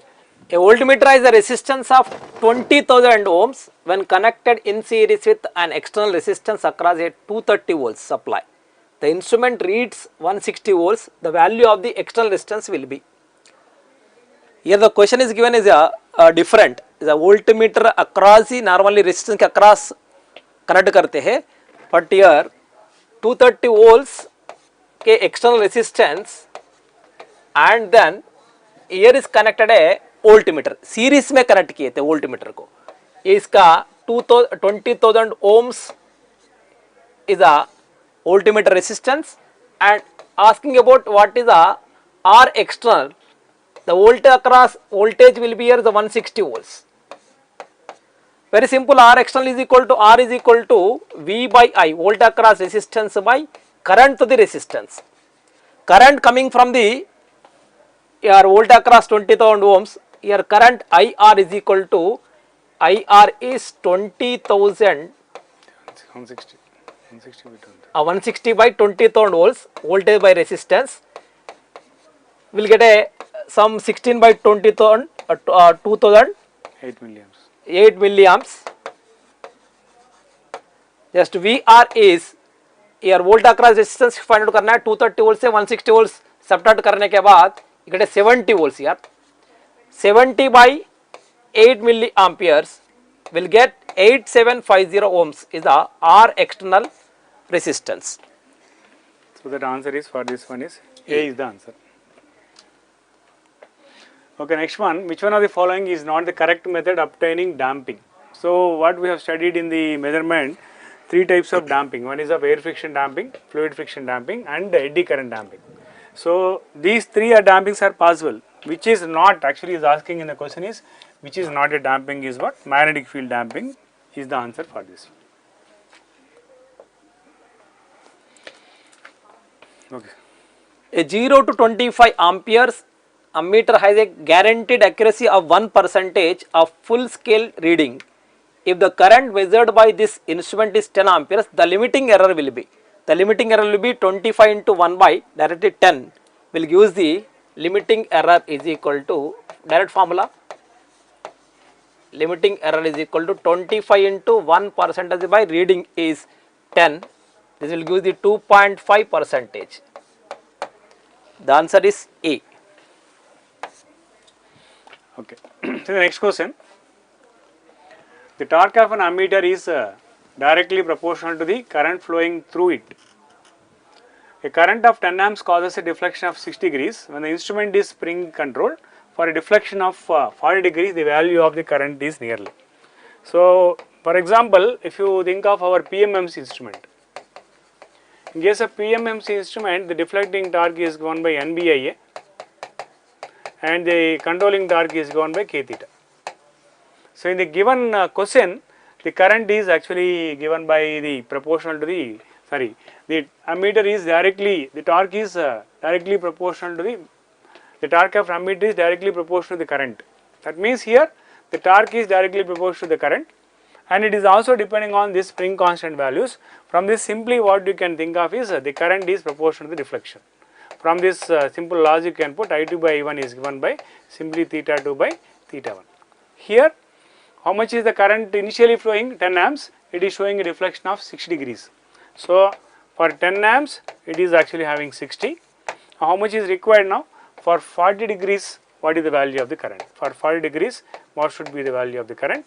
For this I2 is you can calculate, you will get is 6.67 amps or approximately you can take it 6.7. So that answer for this one is A is the answer for this. The basic permanent magnet moving coil PMC instrument mechanism is often called. So directly बोल सकते इधर is D Arsonval movement, not a iron vein, galvanometer, electrodynamic movement. This is a direct question. D Arsonval movement. Okay, which one of the following types of instruments will be used for AC measurements, current, voltage, power and energy? All these combinations. If you think of this one is of which is actually moving iron, we cannot use moving coil type permanent magnet, moving coil dynamometer type and induction type. So what is the answer for this? Moving coil dynamometer. It can be used. In a measurement system, if the force is a measured variable, then its associated variable power based will be. Power is equal to force into velocity. So this is going to the translational velocity. P is equal to F into V. Force into velocity. So it becomes a translational velocity. Answer for this is C. Next. Okay. A coil with a resistance of 5 ohms is connected across the terminals of Q meter. The resonance occurs at an oscillator frequency of 8 megahertz and the resonating capacitance of 150 picofarads. What is the percentage error introduced by the insertion of resistance of 0.1 ohm? Suppose if you think of our main Q meter, in case of this Q meter we are using an oscillator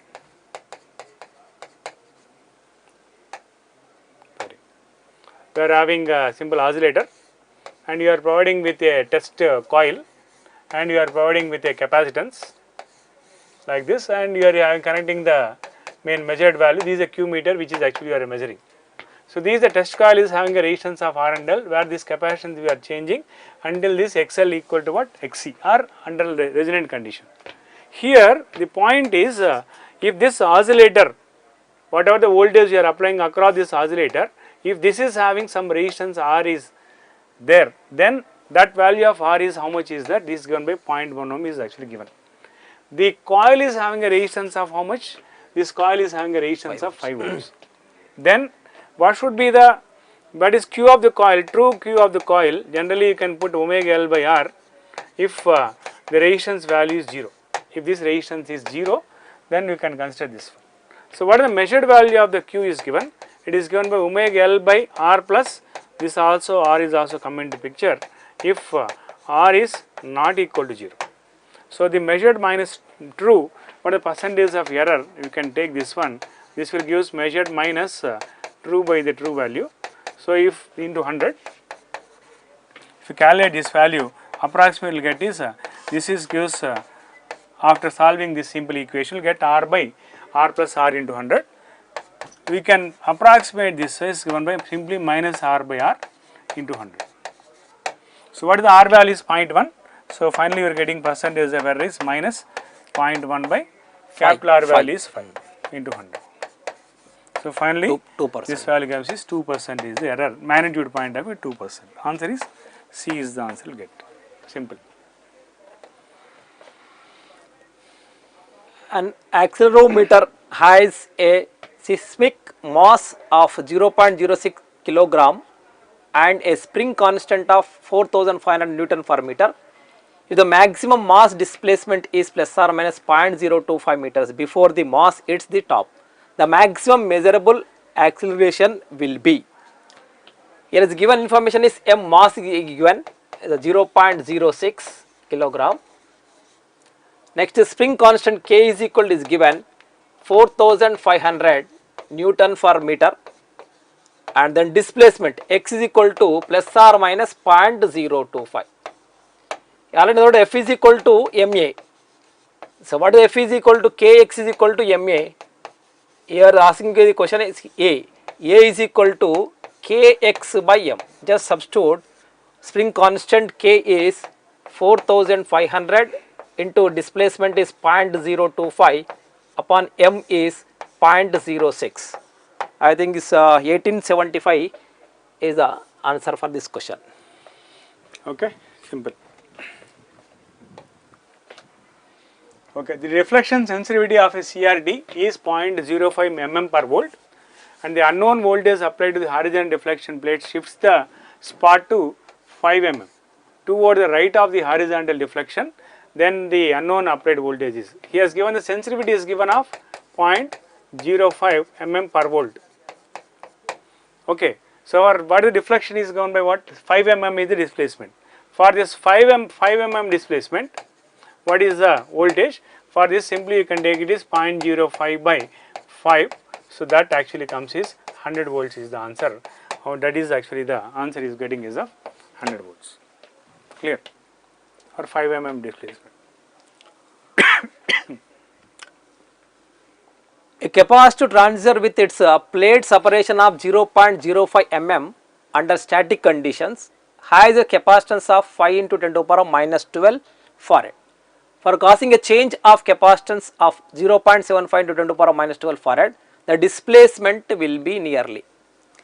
So, C is equal to directly. Okay. In this simple one here, in this question, what actually given? For example, you can imagine like this. So, this is actually the capacitive transducer. It has an area of A and it has a displacement of X, and epsilon naught is the value. So, without any changes, C is given by that epsilon into A by X. Now, here from this we will get the value of epsilon naught into A, that actually given by C into X. Now, you can what he has done in the second case, this is the value of the capacitance is given of how much is 5 into 10 power minus 12 for 0.05 mm. So this is the value is given of 5 into 10 power minus 12 and this value given by 0.05 mm. Okay, this is the case. Then causing the change in the capacitance to 0.05.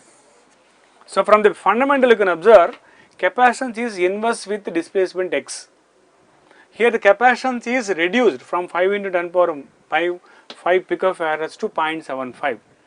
Capacitance is reduced means definitely displacement should be what? It has to be increased. So from this what you can imagine, keeping other parameters constant, here suppose this is actually x, this is actually given by x, now it is increased to some new value of dx, so the total one is becoming now x dash.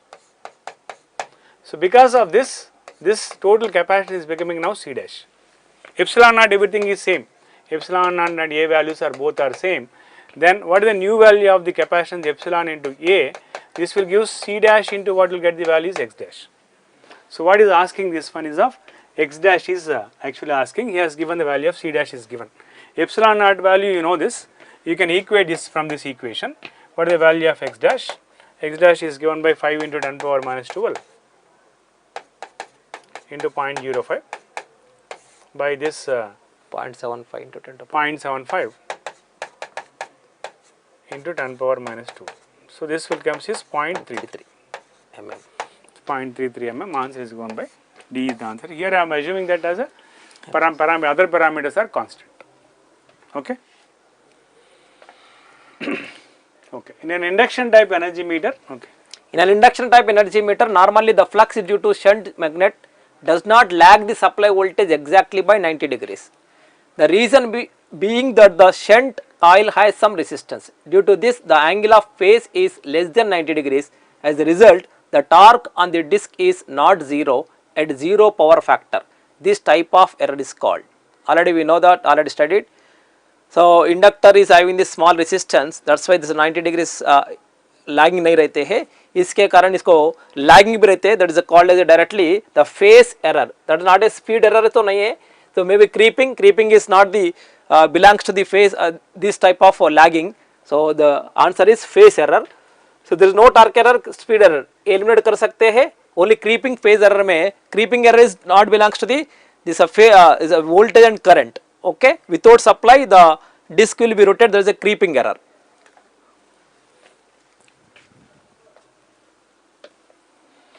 Okay, which of the following statements is not correct regarding moving iron instrument?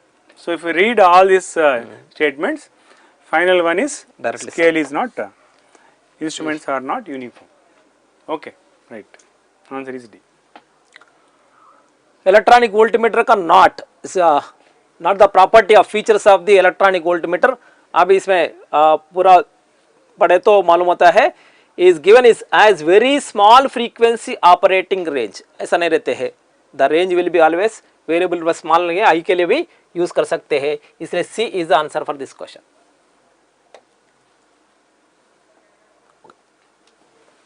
Thank you.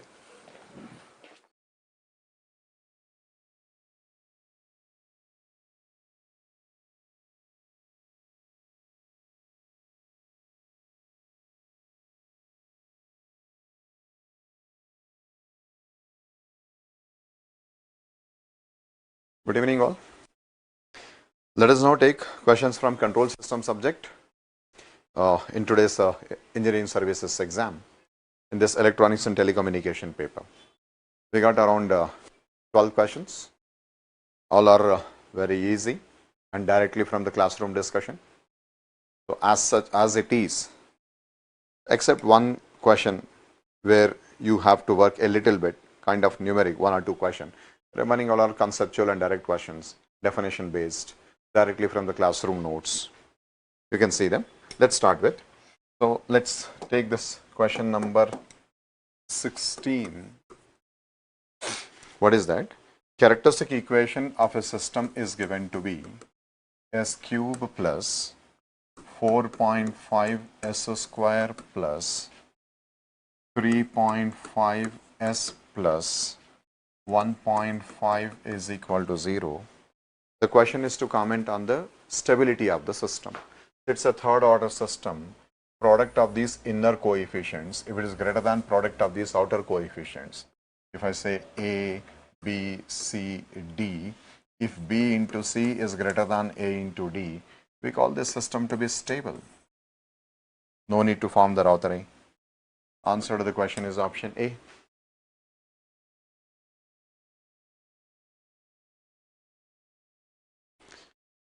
Next, question number 18. What is the effect of phase lead network? Statement A, it decreases phase margin. No, it increases phase margin. B, it decreases bandwidth. It increases bandwidth. It is high pass filter. Statement C, velocity constant is decreased. No, velocity error is decreased. So velocity constant is increased. And option D, the slope of the magnitude curve is reduced at the gain crossover frequency. As a result, the stability improves. Yeah, this is the answer. See, if this is the slope of the magnitude plot of uncompensated system, then this is lead compensator which has positive slope, which when added, the slope reduces. As a result, the margin increases, stability increases. The answer to the question is option D.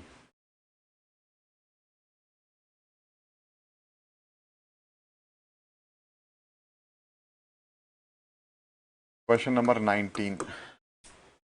For a first order system for unit ramp input, what will be the steady state error?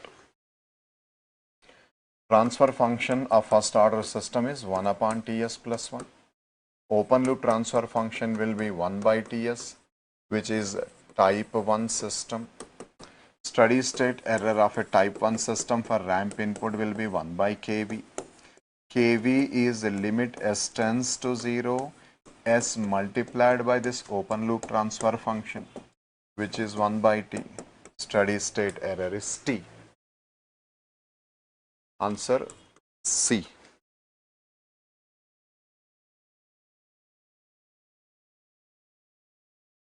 Question number 20. We are given the transfer function of a system to be 25 upon S square plus 8S plus 25. Question is to find the time at which it the step response of the system reaches to the second peak. The formula for the step response to reach to a particular peak is n pi by omega d. For second peak, n will be 3. So that has to be 3 pi by omega d. Omega n root 1 minus zeta square. That becomes pi upon solving. Option A.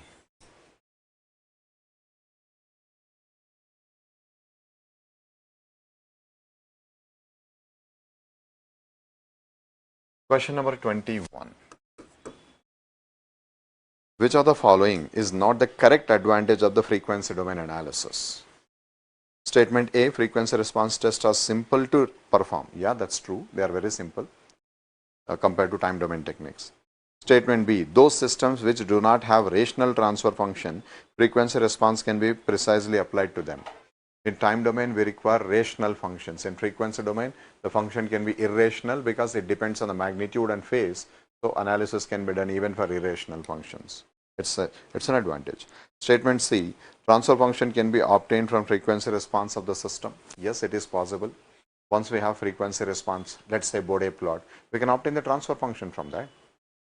Statement D, frequency response methods can be applied for nonlinear system. No, they are all applied for whatever methods we have got, polar plot, Nyquist plot, Bode plot, gain margin, phase margin. They are all based on the transfer function, and transfer function is only for linear system. So option D, this is the answer because this is not the advantage of the frequency domain methods.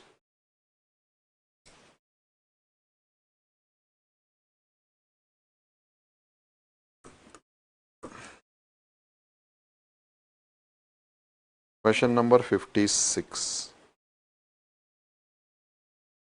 Consider the following statements regarding the Nyquist criteria. Statement 1. It provides the theoretical basis for using the loop frequency response to determine the stability of a closed loop system. Statement 2 may be used to assess the stability from experimental data describing the system. The statement 2 is really, not an authentic one. It says that from the experimental data you can determine the transfer function. what kind of data it is, how we can use it to use Nyquist criteria to determine the stability, no such clarity. Because we require the number of encirclements n, and we require number of open loop poles that lies in the right side of S plane P, then only we will be able to comment on the stability. So what data is being given experimentally, we can't say that. So statement 1 is true that theoretically we can use it to determine the stability. Statement 1 is true, statement 2 is false because of the incompleteness or inadequate information. So I say that answer is A.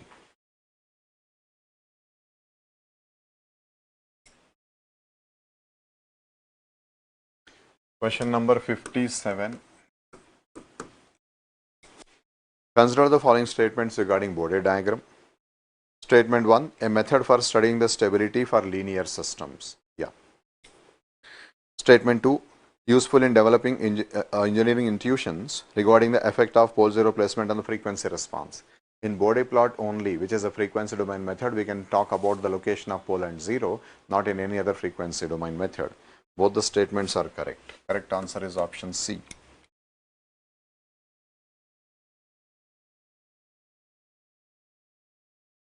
Question number 59. We have got characteristic equation of a system which can be written as S square plus 2s plus ks plus 4k is equal to 0. Question is to obtain the open loop transfer function. See, we can write this as 1 plus k s plus 4 upon s into s plus 2 is equal to 0. Same equation can be arranged like this. This is the open loop transfer function. Answer is option B. 59. And then question number 60.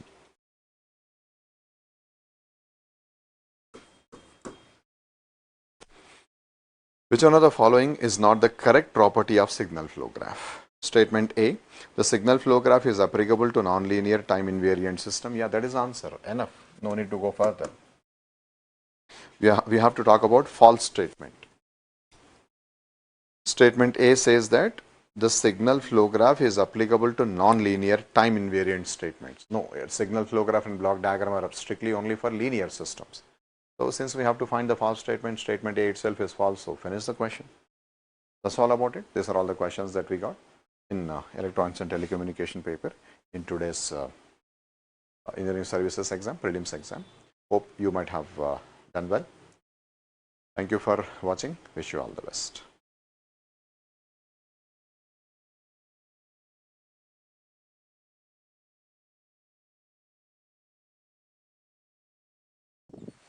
Hello students, welcome to the Digital Electronics Solution session. Questions given from the digital electronics are so simple, and some questions are theoretical based and some questions are logical way of thinking based. First we will focus on logical thinking based because the theoretical questions are anyway the direct questions like that. So let me focus on this. Yeah, this is a theoretical question and this is a logical question where a Boolean expression is given and they are asking to simplify that by using any of the method you can use that. Sir, I can do by Boolean algebra. Yes, into that's your wish. But based on the K map, it can be so simple. No, let me select that. Yeah, by using the K map, we are going to have like this the way K map you make it.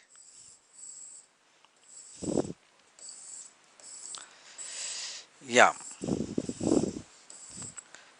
In this we are having this is A bar B bar, A bar B, A B bar, C bar D bar, C bar D, C D, C D bar.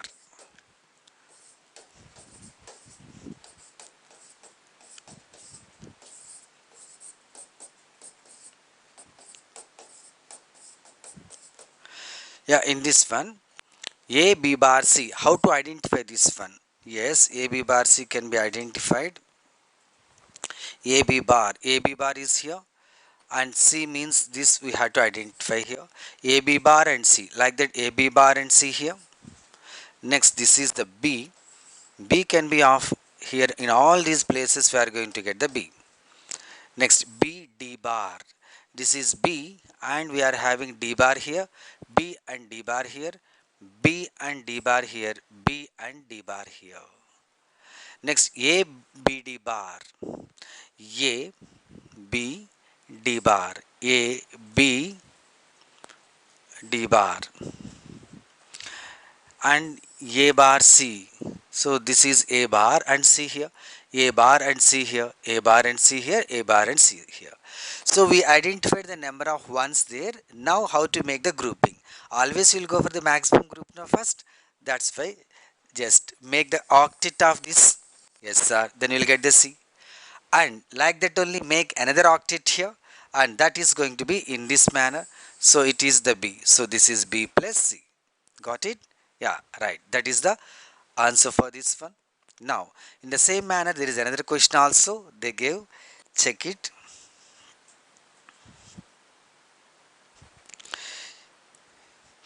Yeah, this is the expression given, Boolean expression, and they are asking to simplify again. What is the simplified form of that? Yeah, this can also be done by K-map or Boolean algebra. Of course, one we did by K-map, no? Let us do this one by Boolean algebra itself. Right. This is B plus B C. So let me consider here B plus BC,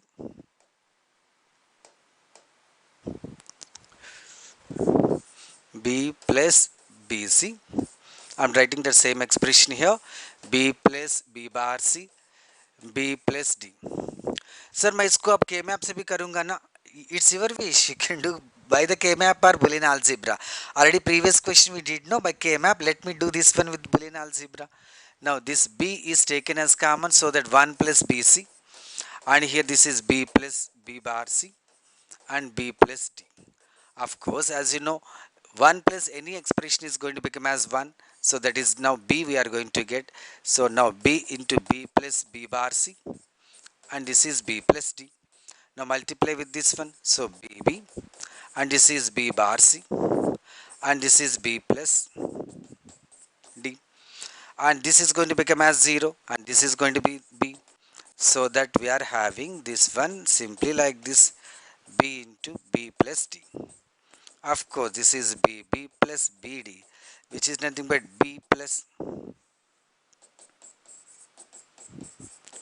BD, and this is B is taken common, this is 1 plus D, that is nothing but again B. So simple. So whether you had to select the K map or Boolean algebra, as per that particular situation and the problem, you decide it and do that, Chintu. That's your wish. Got it? Right.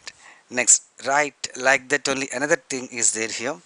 Yeah, of course, this is a particular flip-flop, like JK flip-flop they are giving, and they are asking the characteristic equation. It's so simple. For that one, you just take the truth table or characteristic table, yeah, which is going to be for JK flip-flop 0 0 0 1 1 0 1 1 0 0 0 1 1 0 1 1, like that. Here for the Q previously when it is 0 case and previously when it is 1 case, like that it's a Q plus is going to be here. What we had to say that this is no change, this is a reset, this is a set, and this is a toggle. The same thing is going to be done even here also. So like no change, this is a reset, and this is a set, and this is a toggle. So no change means it is a 0, the reset, set means 1, toggle is nothing but 0 will change as 1, no change 1, reset 0, this is set 1, toggle means 1 changes to 0. This is the way. Check it again, 0 0 no change, so 0 will be 0, and here 0 0 no change, 1 will be 1, reset 0, reset 0, set 1, set 1, toggle 0 change it to 1, 1 changes to 0. Now based on the K map, the simplification can be very easy here, where we are going to have this is a Q bar Q, J bar K bar, J bar K, J K, J K bar, like that. Now here we are having 0 1 3 2 4 5 7 6 we are having.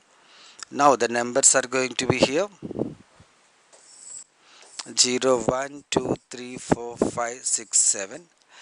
Here we are having number 2 as 1, yeah, like that, number 3 as 1, okay, number 4 as 1, right, number 6 as 1.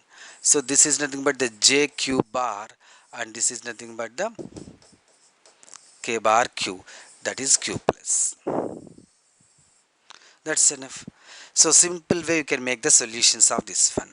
So right, so the questions, logical questions are so simple way they asked, and theoretical questions are so direct question, and those theoretical questions answers are directly from our medicine theory book also, you can get it so easily. Right, okay, thank you.